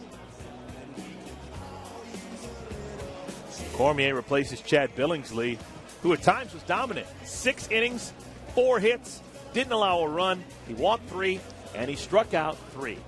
Cormier, another one of those interesting guys out of the bullpen. He's had a lot of success, most recently with Tampa Bay, and he's got an excellent chance of making this club, not because he's left-handed. The Dodgers are semi-worried about that Hong-Chi Kuo might be the only lefty out of the bullpen. But Cormier is one of those guys who's right-handed, who has a tremendous amount of success getting left-handers out. He's been a 1-inning guy so far in spring training. This is his 6th appearance. He's thrown 5 innings so far with an ERA of 3.60. Just saw a shot of the new first baseman for the Dodgers. That's Corey Smith, longtime farmhand with the Cleveland Indians, former first-round pick, who's actually had some nice at-bats with the big club so far this spring. He is the new first baseman. Other changes to tell you about. Juan Castro checks in now at second base, his first game action. And the previous second baseman, Velez, is now over at third, replacing Juan Uribe, who is done for the ball game. Blake DeWitt leads things off for the Cubs here in the 7th. It'll be DeWitt, Darwin Barney, and then the pitcher spot. I can't imagine that Ryan Dempster would bat again. DeWitt takes inside, 2 balls and a strike.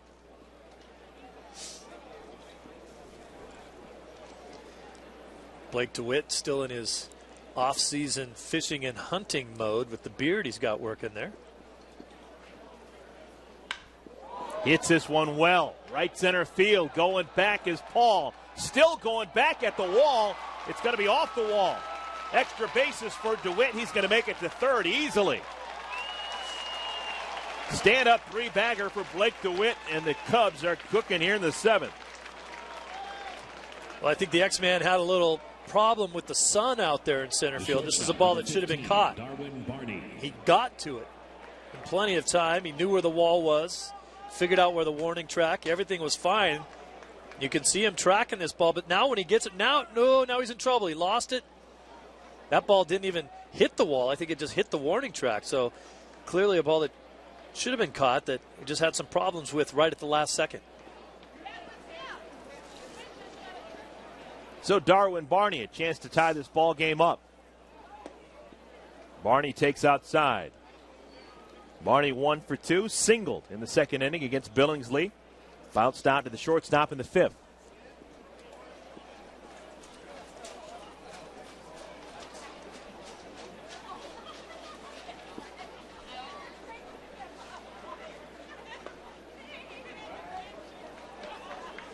Two and 0.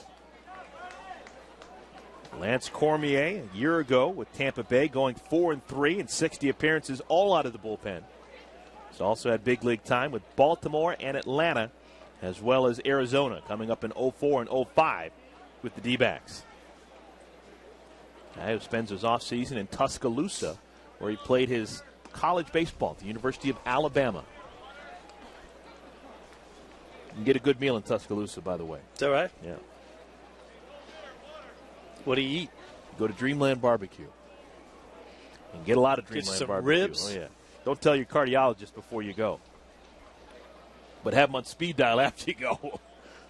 Swing and a miss, maybe chasing a pitch outside of the zone. It's going to be 2 balls and 2 strikes. To Darwin Barney. In the on-deck circle for the Cubs, that looks to be Scott Moore.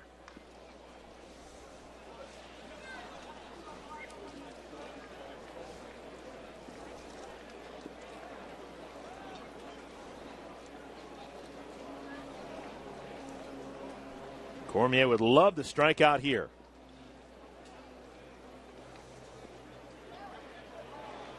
Didn't get him to chase. Barney able to check his swing. Counts full 3-2.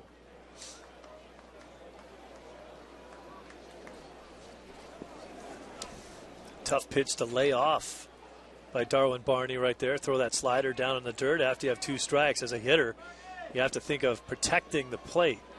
You expand the strike zone a little bit more because you don't want to get a called 3rd strike, and sometimes you get a little over anxious when you're in that mode. Got him. Swing and a miss, first out of the inning. Barney strikes out.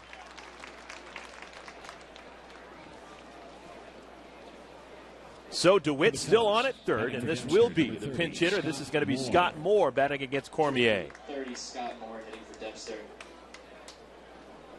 Scott Moore is a Southern California kid. It's a big deal at Cypress High School. Coming out in 2002, he was the 8th player picked in the draft by the Detroit Tigers out of Cypress High School. Just hadn't happened for him as a pro. He's had just a handful of at-bats in the big leagues. Last year spent time in the Baltimore Orioles organization. Actually got 86 at-bats with the Orioles. This is his second stint with the Cubs.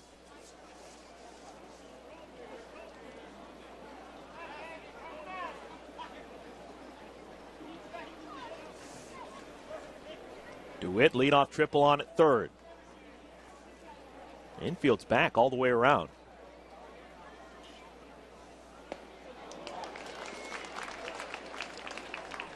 Moore is one of those guys that's kind of making the most of his opportunity with the Cubs in this spring training. 3 home runs, 9 RBIs. Hitting .350. Those are some good spring numbers if you can throw them up there. As you said, his second trip through the Cub organization, but with the managerial change and a lot of the changes that have gone on since he left, you know, he's making a new impression on a lot of people.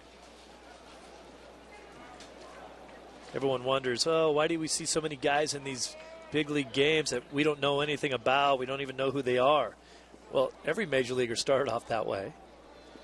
And the other thing is that player probably knows he's not going to make the team. His major objective is to leave an impression. I'm not going to make the club. You're going to send me back to Double-A, but I hit .350. I hit 3 home runs. I drove in 10 or 12. I think I showed you what I can do if you need somebody, and every major league team is going to need some help at some point during the season. And you'd imagine situations like these can make an even bigger impression. Runner on at third, less than 2 outs. Are you the type of guy that's going to do whatever it takes to bring him in? Now the infield moves in about halfway, all the way across. 2-2 pitch. Got him. How about that? Back-to-back strikeouts for Cormier. Well, Moore didn't like it. He thought it was down a little bit. That's pretty nasty right there. The right fielder, number Little 1. cutter, maybe a slider right down on the knees. 6 innings, 4 hits, 3 walks, 3 strikeouts. So after the leadoff triple by Blake DeWitt, the infield can take a deep breath, at least for a moment. Back-to-back strikeouts of Darwin Barney and Scott Moore allows the defense to move back to their normal spots and just concentrate on getting out Kosuke Fukudome. Batting for the 4th time today. He's 0 for 3. Cormier starts him up with a ball.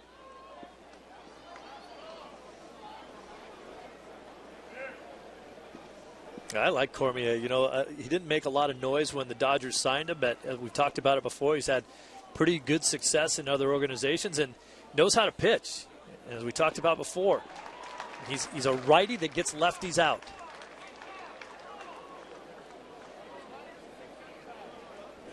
And one of his claims to fame, he went to Lafayette High School in Lafayette, Louisiana. They've retired 2 jerseys in their school's history, his and Paul Bacco's. A long-time catcher. With the Dodgers. Paul Bacco's got about 10 years of service time in the big leagues. Never a star. But I guess 10 years of service time is 10 years of service time. Now, had you gone to Lafayette High School, would they have retired No your chance. number as You're well? right. You're right. You know what? Maybe. Anyone who's got their number retired has earned it. There will be no joking or snide remarks. I think you already took care of I that. know. I apologize. That's terrible. You're right. 10 years of big league time. That's, Paul Bacco's done something. Well, being a backup catcher, too, I mean, it's a rough job. It's a job nobody wants, but if you do it well, you can hang around the big leagues 10, 12 years. Ron Barajas, case in point.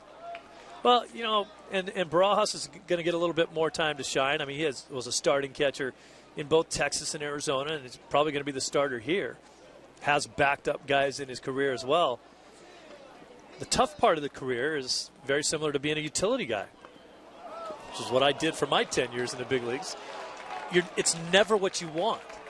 sure, you're on the team, it's great, but you always want to be more than that. And a lot of times you don't get the opportunity. When you're a backup catcher for 10 years, all you really want to do is be the starter. Number 21, Tyler Colvin. So Fukudome works the walk. There are now runners on at the corners. 2 outs. And Tyler Colvin will bat for the Cubs. Colvin so far today 1 for 3. Singled in the first inning against Chad Billingsley. Was thrown out at the plate on a heck of a throw by Hector Jimenez in left field. Here comes Don Mattingly. And what does Don want to do? Yeah, looks like he's going to go to the bullpen. Lance Cormier leaves the runner on at third and the runner on at first, his responsibility. We'll come in and tell you about the new pitcher. I'd imagine it's going to be Scott Elbert. We'll confirm that when we come back in a moment.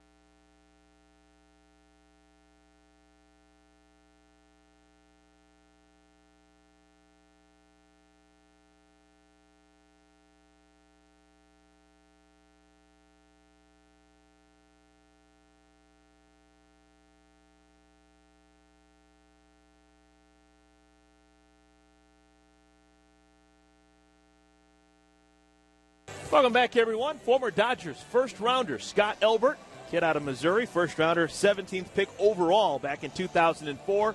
He will come on with 2 outs, trying to protect a 1-0 lead. The Cubs have runners on at first and at third. That's another one of those guys in the organization that they really want to see do well. He's throwing up some pretty good minor league numbers, never been able to get over the hump at the major league level, and he's having a rough spring. He has some odd numbers. Opponent's batting average against him so far this spring, .071. He's only given up 1 hit in 4 1/3 innings. Unfortunately, hasn't thrown the ball over the plate. He's walked 9 guys. 9. That's a lot. 1 hit and 9 walks. That's why his ERA is 4.15 so far this spring. That's the type of impression that you do not want to be leaving. First 2 pitches to Tyler Colvin are balls. Scott Elbert signed by the same Dodger scout as the man on third base, Blake DeWitt. Mitch Webster has that area of the country, Missouri. Former Dodger. High pop-up, out of play. Colvin probably swung at ball 3 right there, but he's in a position where he's seen a 2-0 pitch. He's looking for a fastball, maybe up in the zone, and he let it rip.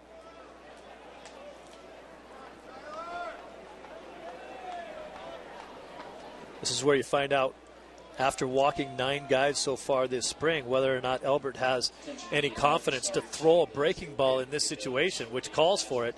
But he's afraid if he misses here, he goes 3-1. Fastball. Good one, too. And it hit him right in the rear end. Fans still in spring training mode. Yeah. Working the kinks out. He's rubbing it.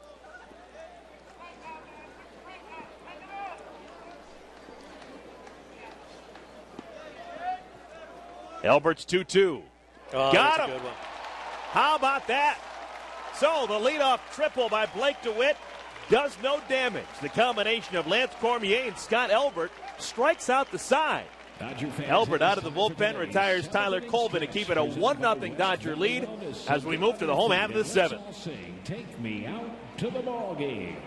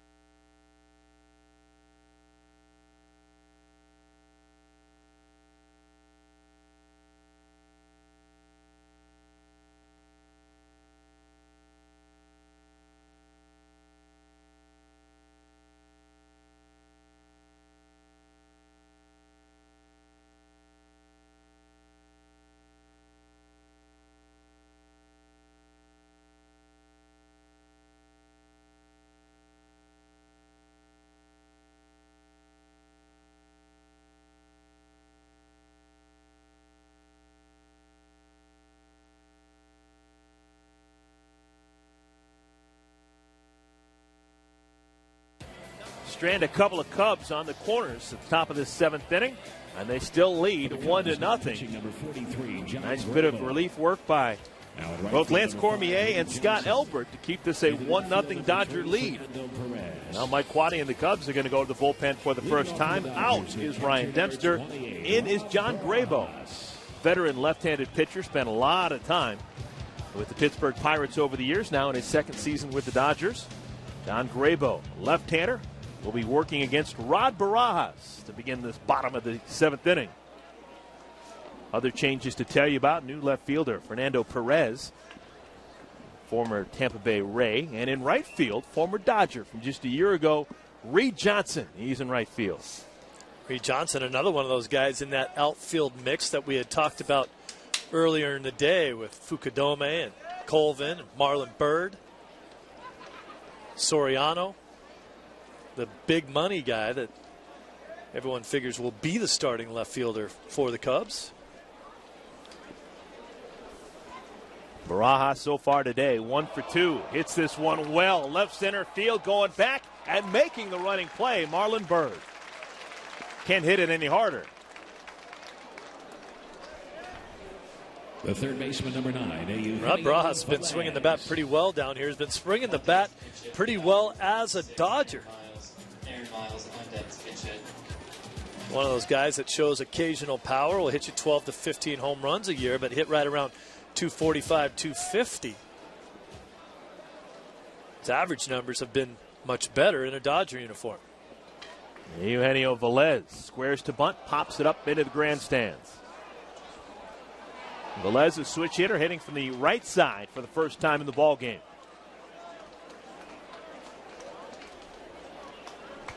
One of the guys that Velez is battling with to try and make a spot for himself on the roster is in the on-deck circle. Aaron Miles is scheduled to bat in the pitcher spot after Velez. First base side. Pena can't make the play. Velez safe at first, and he's down in pain. The umpire made an out call because he doesn't realize that Pena didn't have the ball. Unless I saw something different. No, Pena did not have the ball. Umpire called him out. Second base umpire is now going to come over and tell him that he didn't have the ball. Watch this. It looks like Pena has the ball, but he doesn't. You can see it on the ground, but watch the umpire. He's waiting for the call at first. He looks at the play at first. Now, right before that play left, he was making the out call. It looked like Velez awkwardly stepped on the bag with that right foot and twisted the ankle. Yeah, and that looks very painful for him right now.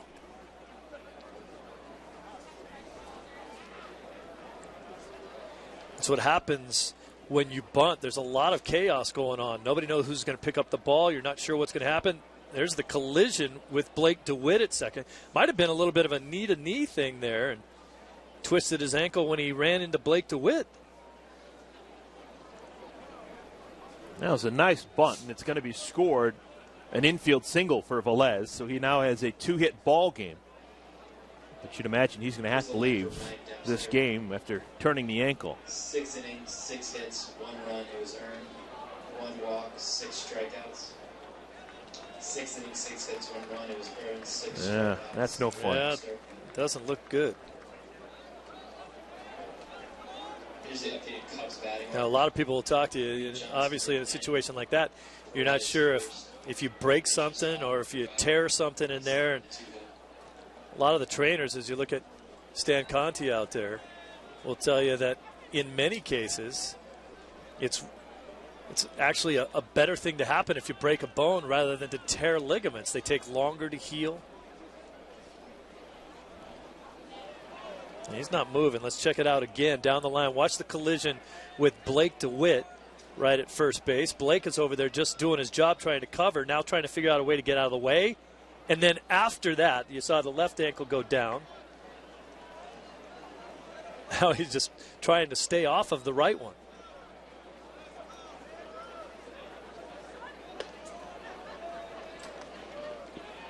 Are they just trying to figure out how to get him back to the dugout, or is he trying to stay in? Yeah, they don't want him to walk. They don't want him to walk, and now they're going to bring the here comes the card. The card in to let him sit down on it.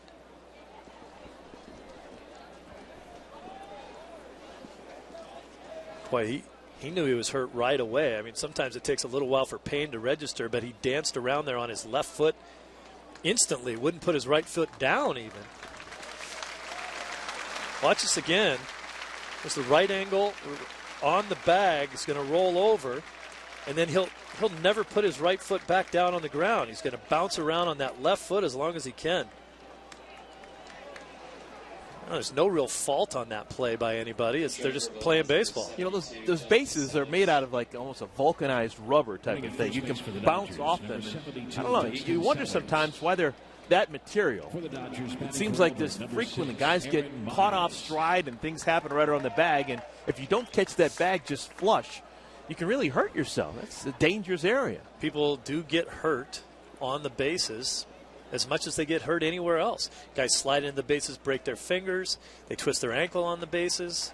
They slip off of a base. You know, the bases always haven't been that way. They should be kind of puffy, like bags of flour. You know, back we're talking the 20s and the 30s. But I just wonder why they have to be so hard. Maybe Velez is wondering that right now too, as he's being helped into the clubhouse. All right, this is going to be our first look of the ball game at Aaron Miles, veteran infielder. We've seen him all over the diamond. Actually got a little bit of time at third so far this spring. Trying to make the club after spending last year with both the Reds and the Cardinals. Well, Tony La Russa always loved him with the Cardinals. He's played for them a couple different times. Had good success wearing that Cardinal uniform. The pinch runner on at first base replacing Velez is Justin Sellers.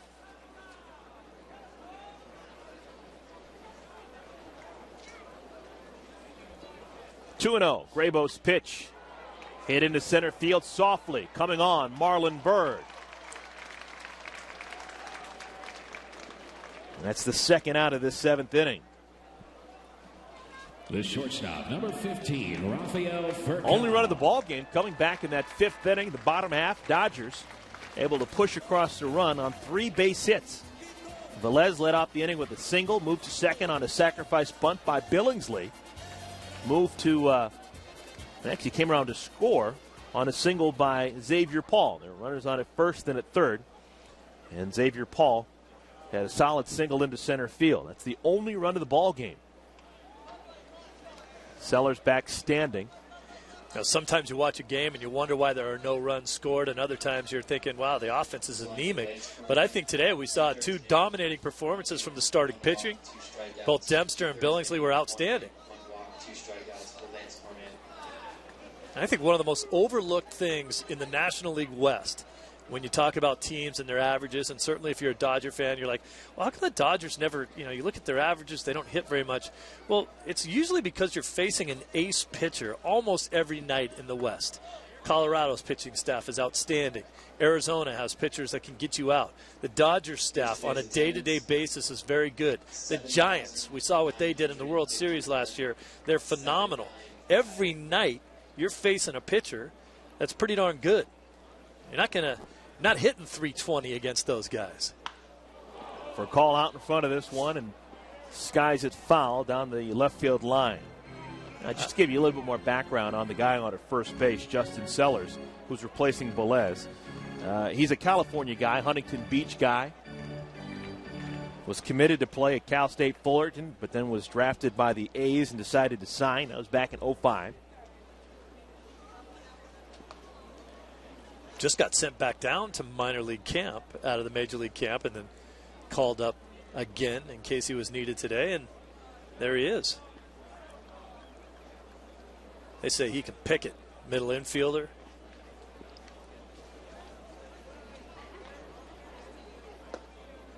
Down low.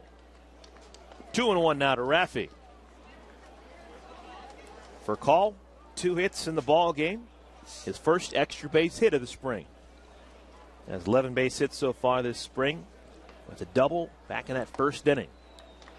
10 singles and a double. That'll change when the regular year rolls around.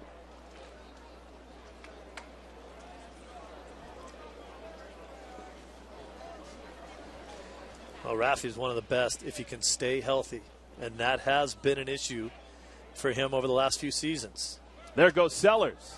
High pop-up is going to stay in the field of play. Foul territory off with the mass catch is made by Soto, and that'll do it. Dodgers leave a man on at first. We played 7 complete here at Camelback Ranch, Glendale. Dodgers on top of the Cubs, 1-0. Your friends, family, or clients.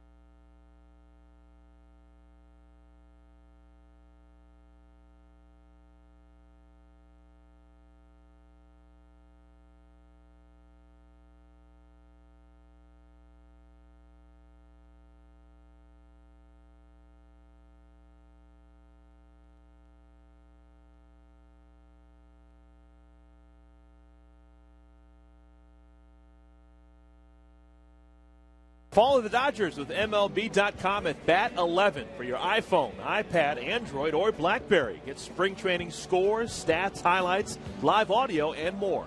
Text at BAT to 31826 or visit Dodgers.com for details. Now, more spring training style changes to tell you about as we play the 8th inning. Dodgers on top of the Cubs, 1-0. Hong-Chi Kuo will be the 4th pitcher of the ball game, an all-star a year ago. Hong-Chi Kuo will have some defensive changes behind him. Juan Castro has moved from 2nd to 3rd. Justin Sellers who pinch ran for Velez back in the 7th. He stays in defensively. He's the shortstop. And Ivande Jesus Jr. is the second baseman. Hong-Chi Kuo, this is his 5th appearance now. Of course, he's a one-inning pitcher, gets in for an inning, and usually gets 3 guys out and goes home. They wanted to get him into back-to-back games. I believe that was yesterday. The rainout game forced it so that he was unable to pitch in back-to-back games. Of course, the 4 different surgeries he's had on his arms, 2 different Tommy Johns, and still brings it up there about 95, 96. Nasty slider, and he is one of the toughest lefties in baseball to hit. Now Marlon Byrd will bat against him. Marlon Byrd is 2 for 3 in the ball game. Now has 22 hits in 44 at-bats so far this spring. Batting average of 500 for Marlon Byrd. I think he can credit his 500 batting average to you. You're the one up here telling him, come on, get another hit. That's a Get nice back round up to number. 500. I can do the math on 22 for 44. That's the easy. issue. Yeah. What are you going to do if he gets a hit this time? No chance. Stay over 500.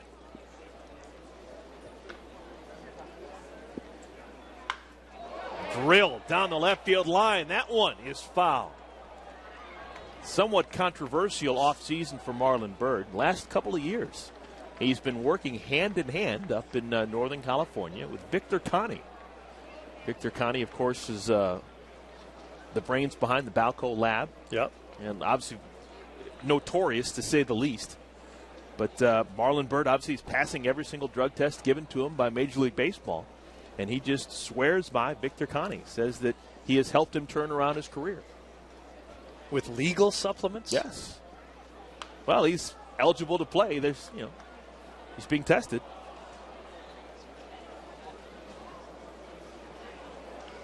Yeah, we talked extensively earlier in the game about how Marlon Byrd has turned his career around. And sometimes for a player, it is just about what type of confidence the organization shows in you.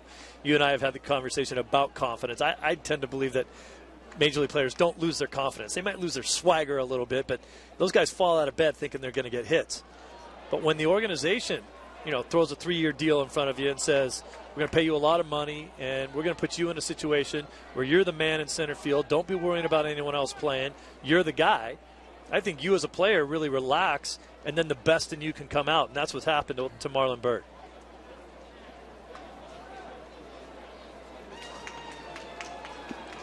Two balls, 2 strikes. He hits everything hard. Foul again, third base side. He just jumped up. I don't know. In a Major League stadium, that's a big no-no. You'd find yourself, in the parking lot here in about 5 minutes. But it's spring training. He might get away with that. Or not. I think you can generally outrun the ushers here. Yeah, sometimes. 2-2. Skips in the dirt, counts full.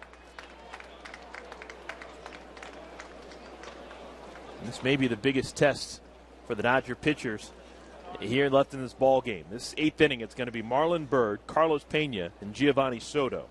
That's probably going to be the 3, 4, and 5 hitters all season long for the Cubs.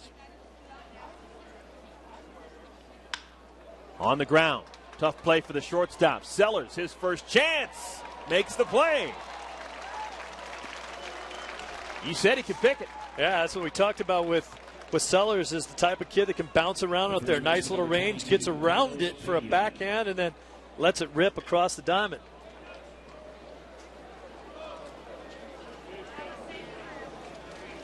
Corey Smith, who checked in an inning ago as a defensive replacement, on at first base. First chance he's had to catch the ball over there. So lefty-lefty matchup here. You think this would favor Hong-Chi Kuo? You think? What Anyway, like 3/4 of the season last year and didn't give up a hit to a left-handed hitter. I think this may be a situation where Mike Quaddy, the manager at the Cubs, just wants to see what Carlos Pena can do against a high-quality lefty. This may not be a guy he gets a chance to hit against in the regular year. Pena last year, 196 the batting average, did have 28 home runs. That was with the Tampa Bay Rays. Guy who struck out 158 times in 484 at-bats. Oof. Just got a little bit in front of that one and fouls it deep down the right field line. Good shot at some of the grass seats down here at Camelback Ranch, all throughout the outfield and down the lines. You wouldn't think it, but those are some of the best seats in the house. Yeah, you can get yourself a baseball too. We didn't have a camera down there, Yeah. but there's a little kid running around like he just like it's Christmas. Yeah, you could sprawl out there on the grass. It's still good sight lines onto the field. Bring your sunblock, catch a tan. 0-2. Got him on 3 pitches. Hong-Chi Kuo, that's just nothing but flat out gas right there. Giovanni Soto. You imagine the trauma that left arm has been through. 4 different surgeries, 2 Tommy John surgeries. And he still rushes it up there in the mid to upper 90s. Soto takes down low. Giovanni has walked twice. That was both against Chad Billingsley. Chad walked 3 total in his 6 innings of work, and 2 of the 3 walks were against Soto. Breaking ball, a good one, 1-1.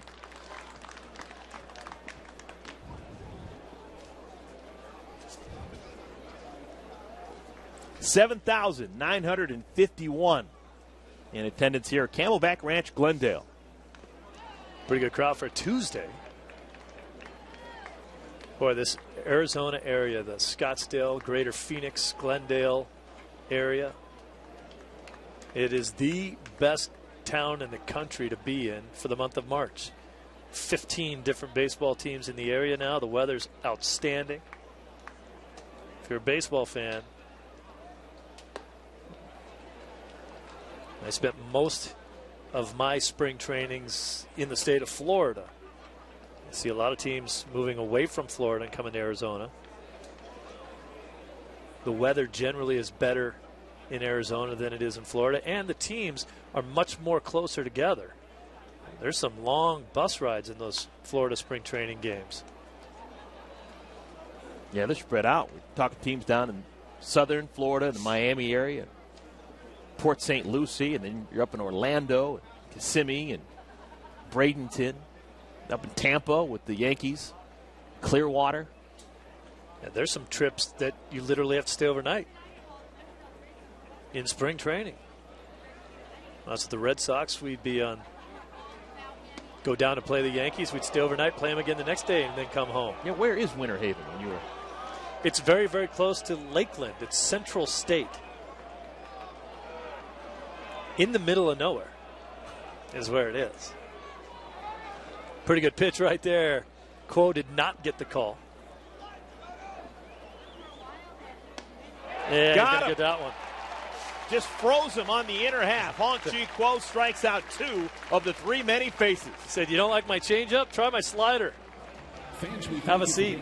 Hong-Chi Kuo does his job. We have played 7.5 to the home half of the 8th. We go 1-0 Dodgers.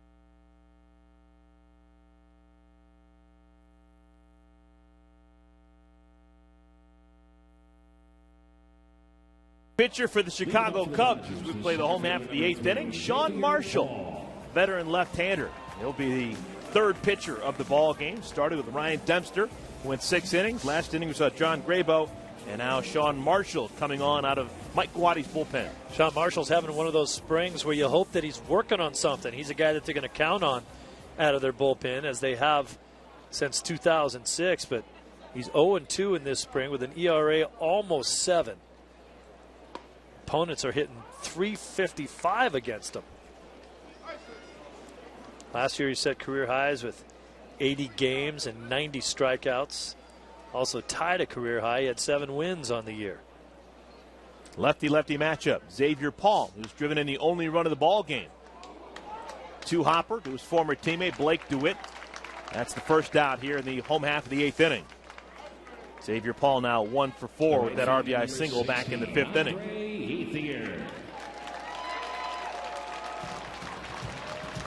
So another lefty-lefty matchup. Andre Ethier going to stay in the game and bat for a 4th time. Andre so far today has walked, struck out, and hit into a double play. That was all against Ryan Dempster. Now his first look at Sean Marshall. Well, here's an interesting number that I saw on Marshall, and if you know the answer to this, then you read the notes too. But Marshall was just the second left-hander in Cubs history to reach 80 games appeared in. You would have thought that they would have had a lefty somewhere along the line that appeared in 80 games. He's the second one. Do you know who the first was? Fairly recent player, too. Randy Myers. No, but good guess. Jeff Fassaro. Jeff Fassaro, sure. You know, if you gave me 2 guesses, I would have said Will Ullman. Yeah, there you go. That would have been wrong, too. Jeff Fassaro, okay. Fassaro pitched in 82 games in 01. And Marshall pitched in 80, but to me it's amazing to think that there hasn't been a lefty out of the pen in a Cub uniform for all their years that hadn't thrown 80 games. A little squibber backhanded nicely in the hole by Barney, and the former Oregon State Beaver gets his man. Wow, that's a good, strong throw, but watch how quick the exchange and release is. Get the ball and throw it. Boom, gone. Excellent. Strong arm across the field, too, going away from the play. Just a nice play. So 2 outs, and grabbing a bat and batting for the first time, Juan Castro. This is kind of the beauty of minor league games. Check the spring training games. Juan Castro batting for the first time. He's already played 2 different defensive positions.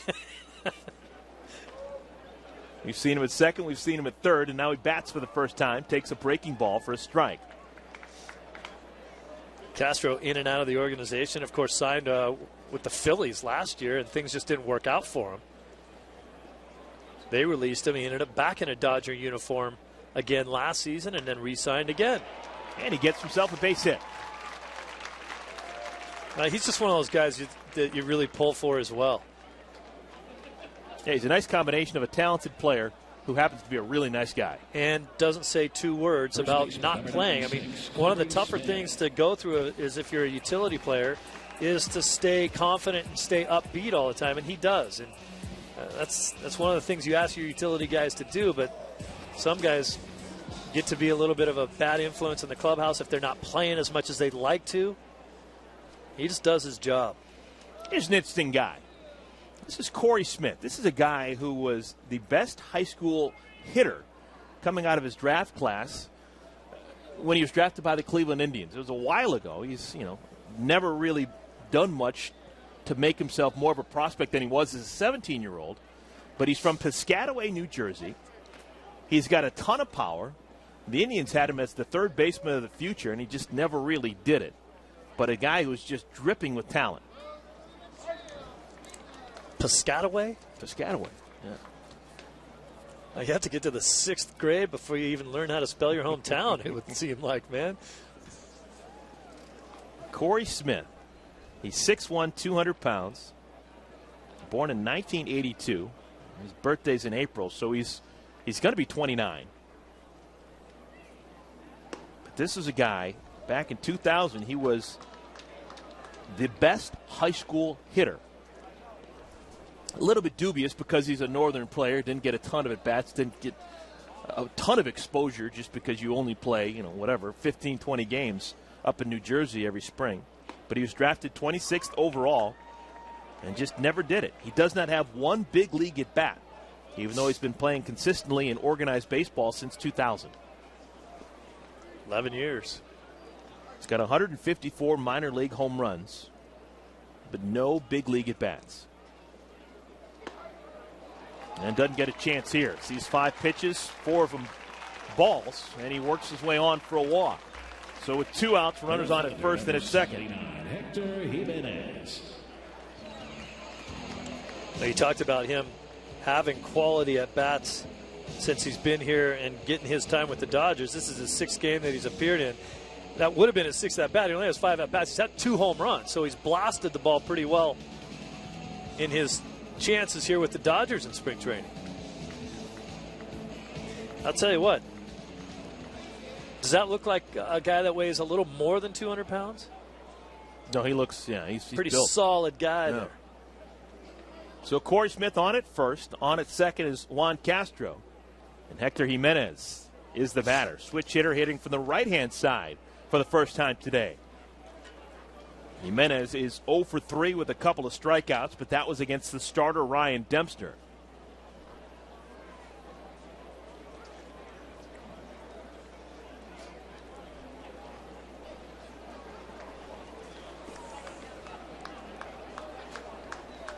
Jimenez has exactly 2 big league at-bats, has never reached base safely. He is 0 for 2 with those 2 at-bats back in 2006 with the Astros. Yet if you look at his career marks, he has got over a year of Major League service time, which is a big deal when you're talking about your pension once your career comes to an end. 2 at-bats, yet he's got a year and 16 days of big league service time. Finished off the year in 06 with the Astros, went to spring training the next year, and hurt his shoulder. Didn't play at all that season. Look out. Bat flying. Tim Wallach hits the deck. Looks like everyone's okay. It's always funny when the bat lands and nobody gets hurt. Wallach's down there, see even if he's going to check to see if he's got a different pair of pants to wear. You see him down on the deck right there. But, Steve, how unusual is that? A guy who'd never reached base in the major leagues has a year and 16 days of service time. Well, I believe what happened to him, and I'm speculating here, but based on the fact that he didn't play the entire next season, he was probably on the Major League roster, went to spring training and got hurt. It was a shoulder. He had a shoulder injury, and because once you're on the roster, if you get hurt in spring training and you miss the entire season, you are on the Major League roster for the rest of that year. They pay you as if you are on the roster and you're getting service time. 1-2. What'd you say, a year and a day? A year and a day, but just 1 at-bat. Well, a year and 16 days. He was technically with the Astros for a 16-day window at the end of 06, but he only got 2 at-bats. 0 for 2 with a strikeout. It's amazing how many stories there are like that. Guys up to the big leagues for a couple of weeks, get a couple of bats. And the reason why service time is so important for Major League players. That ball, I think it may have hit might have hit a girl. And that's why you got to pay close attention when you're at the ball games, especially in the spring training games. There's usually you're a little closer to the action, and there's a little less netting around to protect. I think that hit a girl right off the forehead, but I think she's okay, but I'm sure it hurts. Swing and a miss. That's the 3rd time today that Jimenez has struck out against Cubs pitching. So the Dodgers fail to expand on this 1-0 lead. They'll have to protect it with 3 more outs to play with. The 9th is next. Dodgers on top of the Cubs 1-0.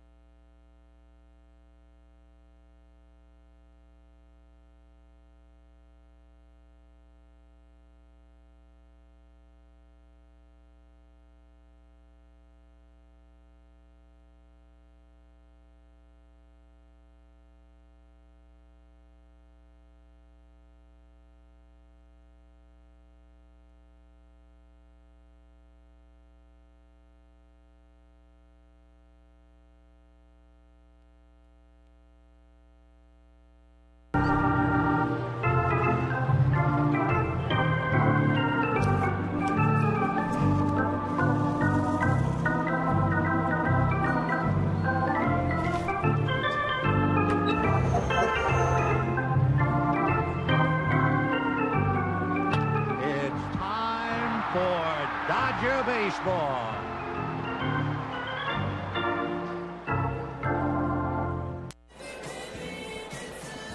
Let's come to this. Ninth inning. Dodgers trying to protect the 1-0 lead. New pitcher, the veteran right-hander from the Dominican, Ramon Troncoso. Number 28, Jeff Baker.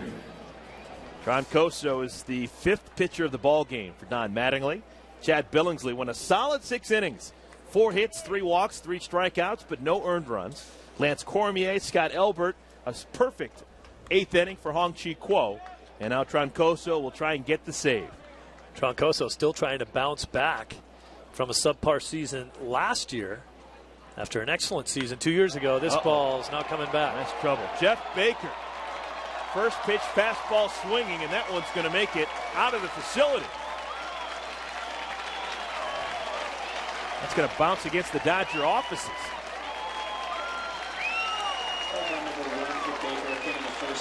What would you call him now?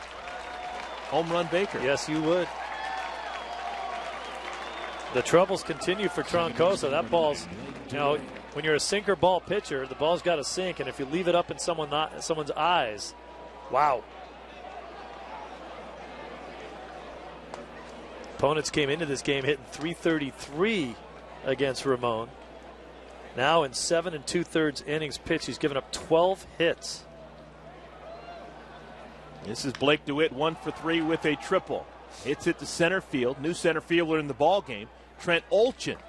And the Aussie makes the squeeze. First out of the 9th inning. Now, Jeff Baker, his first 3 times up, he flying out to Xavier Paul in center field all 3 times. So he obviously made a commitment to himself not to hit the center field anymore, and look what happens. Decided to hit it out of the ballpark, which is a better option for him. And, as you said, trying to come in here and nail it down. Now we have a tie ball game. Well, it's interesting, too, and obviously I think Dodger fans back in L.A. much more interested on how this club pans out when the season starts, who makes the team, who doesn't. But it's an interesting second base battle there with the Cubs. With DeWitt, Darwin Barney is at the plate right now, and Jeff Baker, who just hit the home run. All of them battling it out there to try to win a job.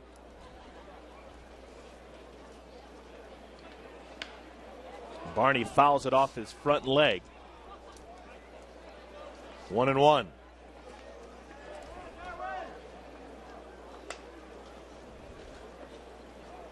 Dodgers will play again tomorrow against the White Sox. Be here at Camelback Ranch, Glendale, and then we'll have another game for you televised on Thursday. It's another 1:05 Pacific time start.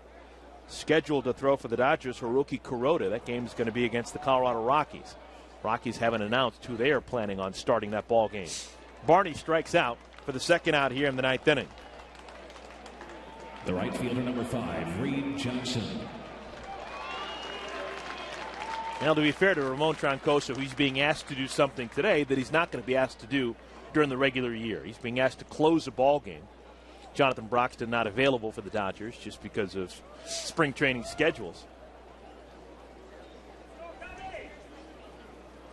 But still, you'd obviously like to have him have success if you're Rick Honeycutt or Don Mattingly. No matter what situation you put guys in, even if it is unfamiliar, it's still an opportunity. Yeah, and all you really have to do in your own mind is say, okay, this really isn't the 9th inning, it's the 8th inning, which is when I would come into the game, and I got to go in there and get 3 guys out. This is Reed Johnson. Reed spending last year with the Dodgers. Just a joy to have around the clubhouse. But now back in Chicago where he had some really good success, and they really thought highly of him as well. Guy was running into walls and taking advantage of at-bats whenever they came around, which are sometimes few and far between. Be tough for him to break in here into that outfield with the Cubs, too, this year. Softly to short, gobbled up by Sellers. Side retired. But one swing of the bat, and we've got a tie game.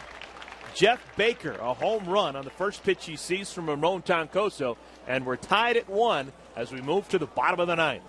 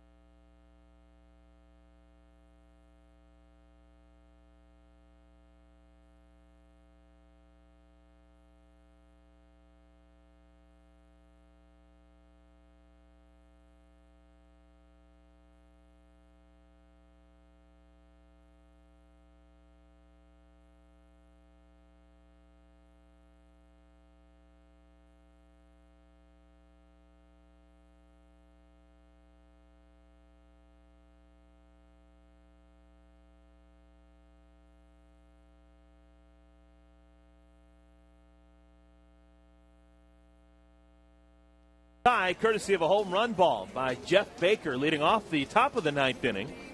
And now the Dodgers another chance to bat, and they'll be taking on a new pitcher. Jeff Samardzija comes out of the bullpen. He's the fourth pitcher of the ball game for the Cubs. Samardzija making his 8th appearance. He's thrown 7 innings. He's had a little bit of a rough time as well. His ERA is up over 6. Opposing hitters are hitting 300 against him.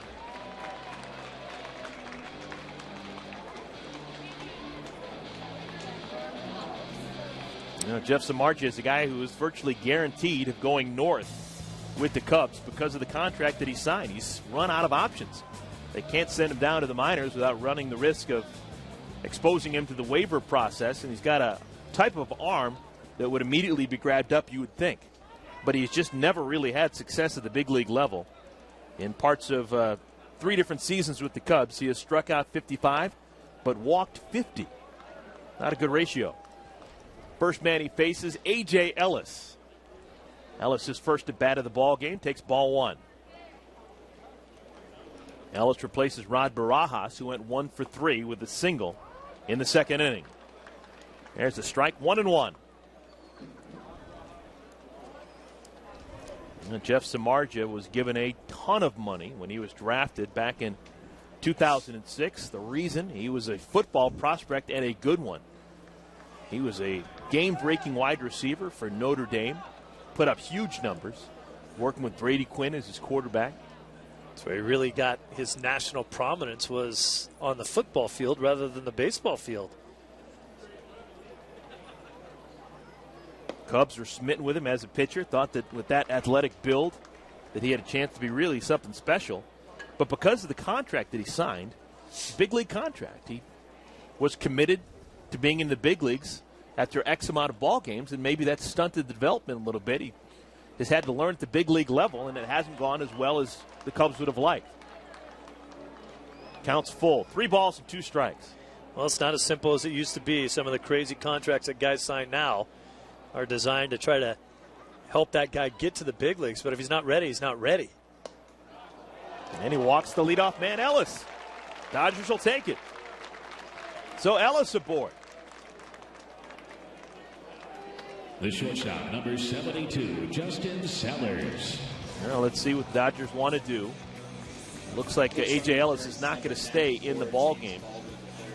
We're going to have a pinch runner, James Baldwin III, will come on. Baldwin, an outfielder in the lower levels of the Dodgers chain, who is a second-generation pro baseball player. His dad, James Baldwin, was a pretty good right-hander for the Chicago White Sox in the 90s and early 2000s. Yes, he was. Pleasant guy to be around, too. Took forever to throw the ball. Remember how deliberate he was on the mound, but... Justin Sellers came on to run for Eugenio Velez a couple innings ago, his first at bat. He takes ball 1. Boy, the Cubs are really cheating on this play with their first baseman, Carlos Pena, kind of leaving the bag. Might not be bad to let Baldwin try to steal this base. Bunted. That's going to stay fair. The catcher, Wellington Castro, throws out Sellers, but the sacrifice works. Baldwin in a scoring position at second.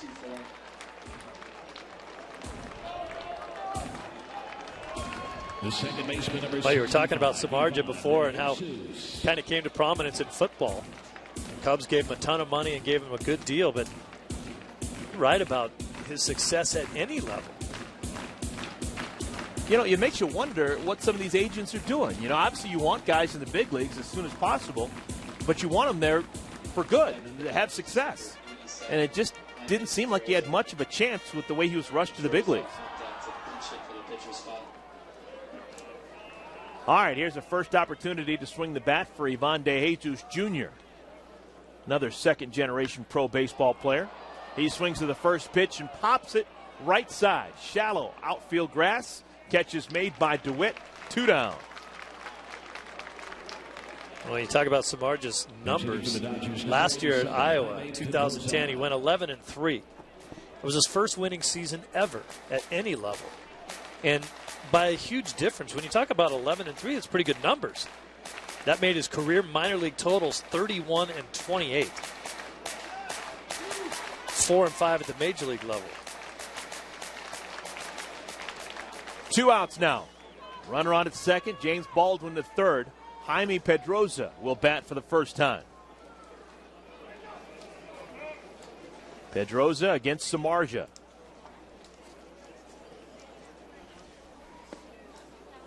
Outside and low.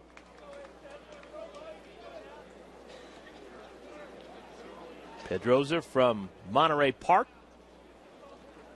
Played college ball at Cal Riverside. This is now his 5th season in the Dodgers organization. Originally a 9th-round pick back in 07. Ball just disappears underneath his bat, 1-1. He spent the entire year, a season ago, down in Chattanooga playing Double-A baseball with the Lookouts. .280 batting average, 7 home runs, and 37 runs batted in.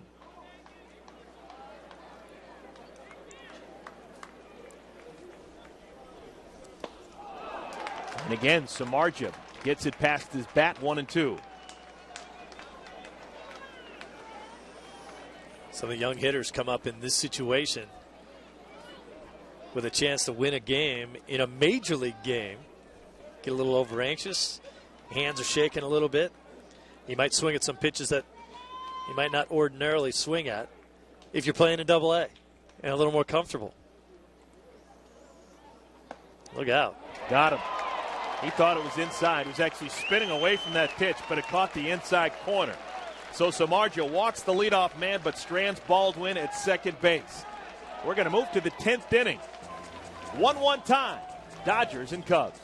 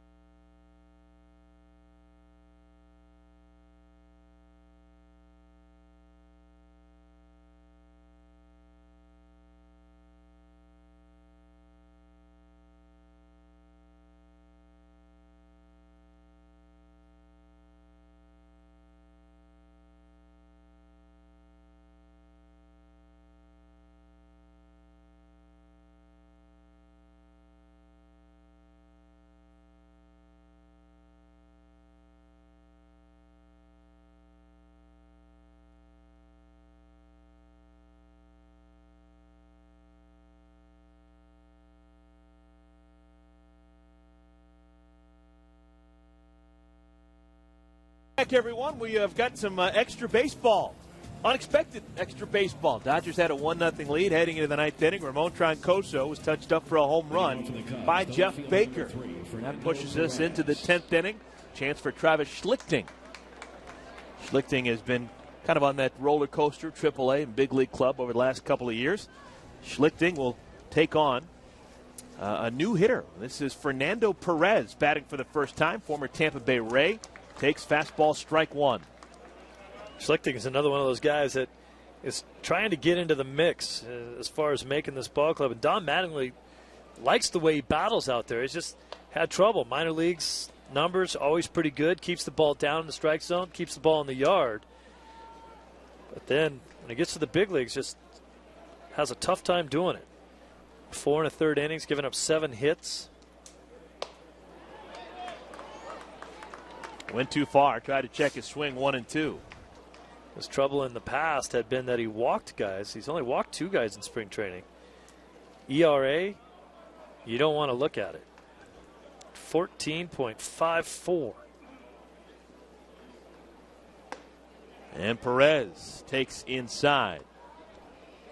Fernando Perez, you could make the argument, is maybe the most academically decorated big leaguers. He is a graduate of Columbia University, Ivy League school, alma mater of Columbia Lou Gehrig. But he's done something that Lou Gehrig never did. He is the highest drafted player in Columbia University history. Of course, there was no draft back when Lou Gehrig was playing. It doesn't take There's an asterisk that goes along with that. There's a strikeout of Fernando Perez for the first out here in the 10th inning. And that's what Schlichten can do to you. Run that sinking hard fastball. Get it on your belt buckle and then run it in there for a strike. So one down. First at bat so far today for backup catcher Wellington Castro, who is red hot. Quite possibly the hottest guy in all of the Cactus League. Even hotter than his teammate Marlon Byrd. That's hard to do. Marlon Byrd's hitting over 500. Well, listen to this. He's hitting over 700, my friend. Wellington Castro is hitting a blistering 706, limited sample size.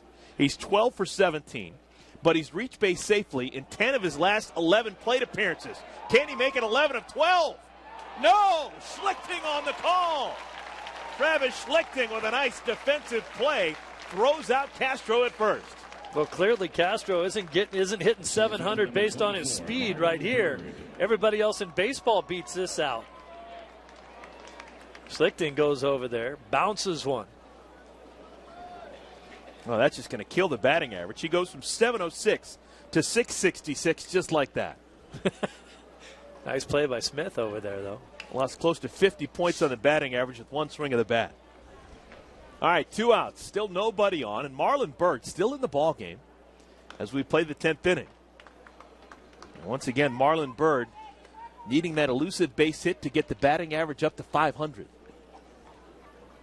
He is 2 for 4 in the ball game. That means he is now 22 for 45 on the year.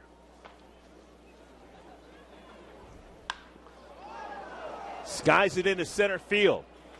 Coming on, Trent Olchin. Plenty of time, makes the play. Side retired. A 1-2-3 inning thrown by Travis Schlichting. The home half of the 10th when we return. A 1-1 tie here in the desert.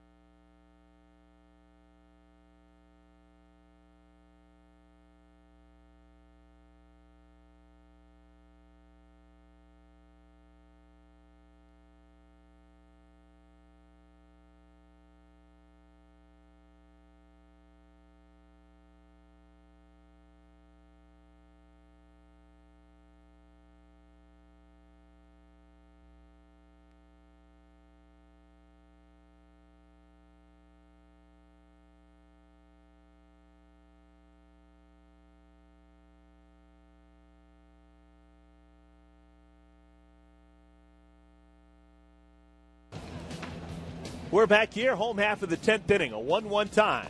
Dodgers scored their 1 run back in the 5th inning on an RBI single by Xavier Paul, hitting Velez from third base. Dodgers couldn't score any more that inning. Andre Ethier hit the ball well, but it was a double play to Strand for call on at third. That 1-0 lead held up until the top of the ninth inning when Jeff Baker swung at the first pitch you saw from Ramon Chancoso and blasted it deep over the left field wall. It's a 1-1 tie as we play the bottom of the 10th. Trent Olchin will bat against Jeff Samardzija. That ball that Baker hit went over a bunch of walls. Left field wall, went over the bullpen wall, went over the retaining wall, went over a walkway wall, and went over another wall and then bounced off the Dodgers' office. That's a lot of walls. Olchin now in his second season in the Dodgers organization. He is from Sydney, Australia. Hits this one high in the air, left field. Catch is made by Fernando Perez. One down. Seems like every time you talk to Olchin, you kind of just forget that he's from Australia. And he's always happy to talk to everybody. And what's up, mate? And you think he's messing with you. Until you realize, oh, that's right, he is from Australia. He got engaged this past off season. His fiance lives in San Diego, so he split time between San Diego and Australia. Australia had a kind of a brand new professional league that they started up that Olchin played in, and as you might think, one of the big stars, considering he's got some major league time here. Not too many major league players from Australia. Maybe the most notable was Nielsen. Dave Nielsen, sure. He used to play with Milwaukee. I saw Nielsen during the what's the league they call it? When all the nations played against each other? Oh, the World Baseball Classic. Yeah, WBC. WBC escaped me there for a second. Saw him a few years ago in '96, and Nielsen played for the Australian team, and he was getting to be a pretty hefty guy. Obviously, not playing a lot of baseball anymore. This is Kyle Russell, his first at bat. Russell spent last year in between the Cal League and the Southern League, Inland Empire and Chattanooga. He's a guy with a ton of pop, just trying to figure it out and put up better batting averages. Kid out of University of Texas.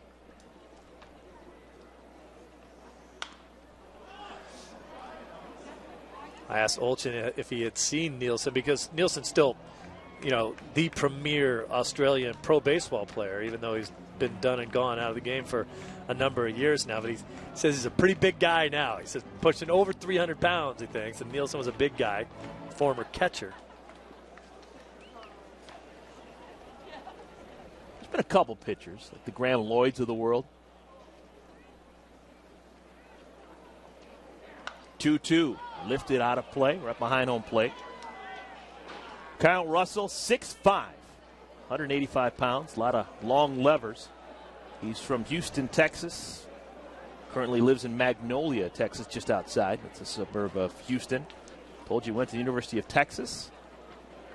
Part of that outfield that included Jordan Danks, who's a big-time prospect in the White Sox organization. Boy, he does, I think leverage is the correct word there. Long, lanky guy. If he ever puts on 30 pounds, he could do some damage, but he does have a very long swing there. It depends on his success rate, will be how quick that swing is. He left long Texas arms. As the school's all-time home run leader, had 57 home runs in 3 years of varsity baseball. He was teammates with the guy who was kind of the talk of the Cactus League, Brandon Belt. Guy who the Giants are in love with, the guy they think that's got a chance to be the next Will Clark as a first baseman. Can he belt some? Sure can. Another looping foul ball out of play. But that says something. If you're the all-time home run leader at Texas, it's not like the Longhorns just started playing baseball 2 years ago. Yeah, that's right. 57 of them. You remember how many you had in your college career? Now, you're a first-round pick. I'm not messing with you. But you didn't have 57, right? No. I don't know. You know what? I don't know. Not many. This ball hit well to center field. Going back. Bird still going back. It's off the wall. Russell cranking it out. It's going to stop at second. There's some of that power. Yeah, I think his success level is all going to be about how quickly he can get that bat head through. You can see how long his swing is from start to finish. But when he catches up with one and squares it up, you can see what he can do with the ball. Good piece of hitting by the kid. 6'5", 185. It's going to fill out. Yeah, you hope. So Russell on at second base. Juan Castro is the batter.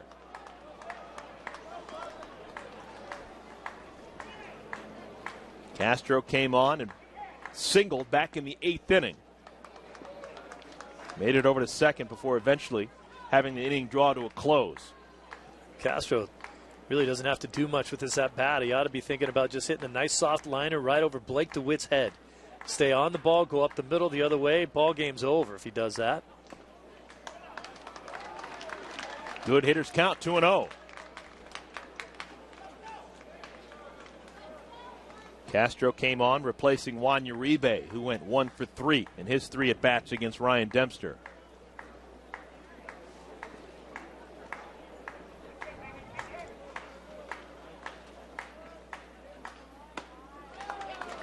Way outside, 3-0. You wonder whether or not Samardzija is trying to work around Juan Castro, but you really can't give him the benefit of the doubt. Samardzija doesn't throw enough strikes. Yeah, in this situation, though, he doesn't really care if Castro gets on via the walk. We can get 2 outs with 1 hitter. There he goes there. You put yourself in a double play situation. You get a ground ball, you can get out of this inning. The first baseman, number 96. So 2 runners on now. Still just 1 out. Home half of the 10th inning. And Corey Smith will bat for a second time. Kid out of Piscataway, New Jersey. 29-year-old.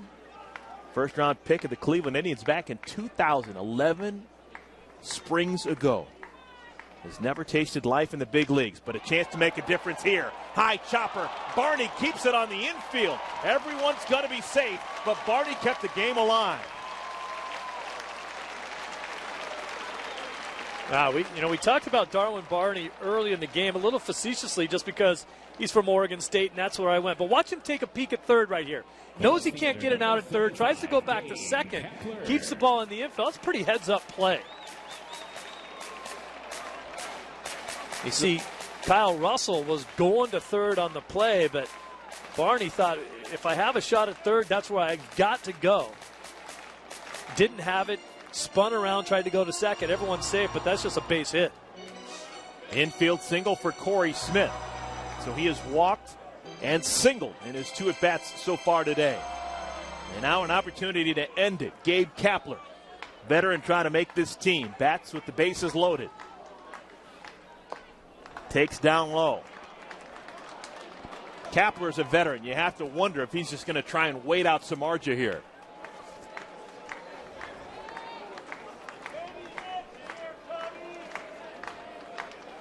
Former Tiger, Boston Red Sox. 1-0. Again showing a good eye. 2-0.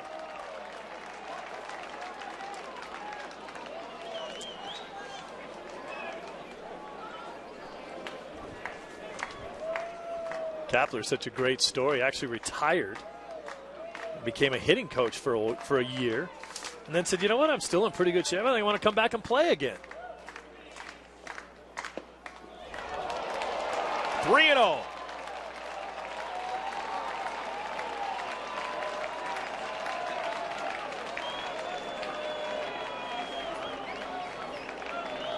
Three balls, no strikes. Russell on at third. Chance to win it. Well, you pretty much called it. You didn't think Samardzija could throw a strike. Ooh, that was a gift. Russell on at third. He hit the 1-out double. Castro on at second. Smith on at first. They're basically irrelevant.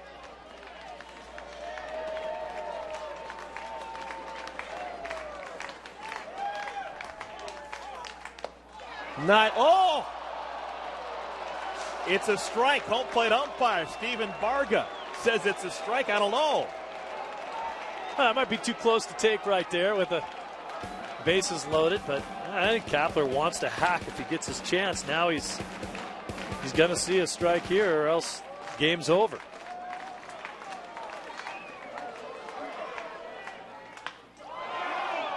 Down the left field line, foul.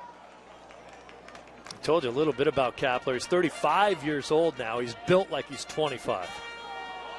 Quit playing in 07, became a coach, and then decided he wanted to play again. Signed with Milwaukee, then played in Tampa Bay for a couple seasons. Played for the Red Sox, Colorado, Texas, Detroit. Bounced around a little bit.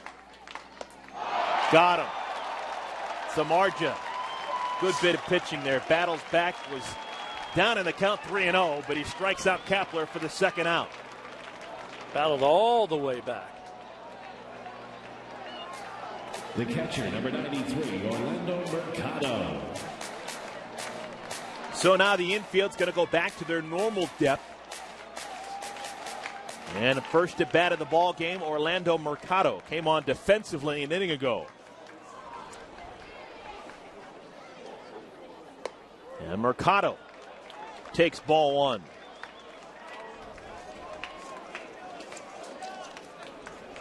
Mercado from Puerto Rico.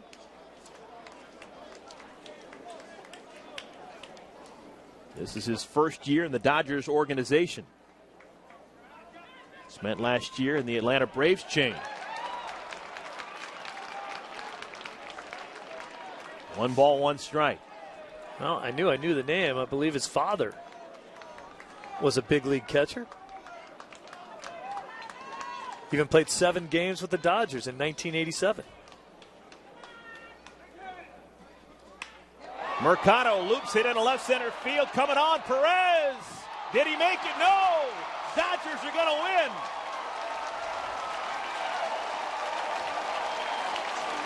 Welcome to the Dodgers, Orlando Mercado. Dodgers a winner, 2-1. Just a little jam shot's going to bounce into left field right here. Tough sun field and left. Can't come in and make the play. Of course, you know how I feel about sliding and trying to catch the ball. That's probably why he missed it. If you're going to dive for it, just dive for it.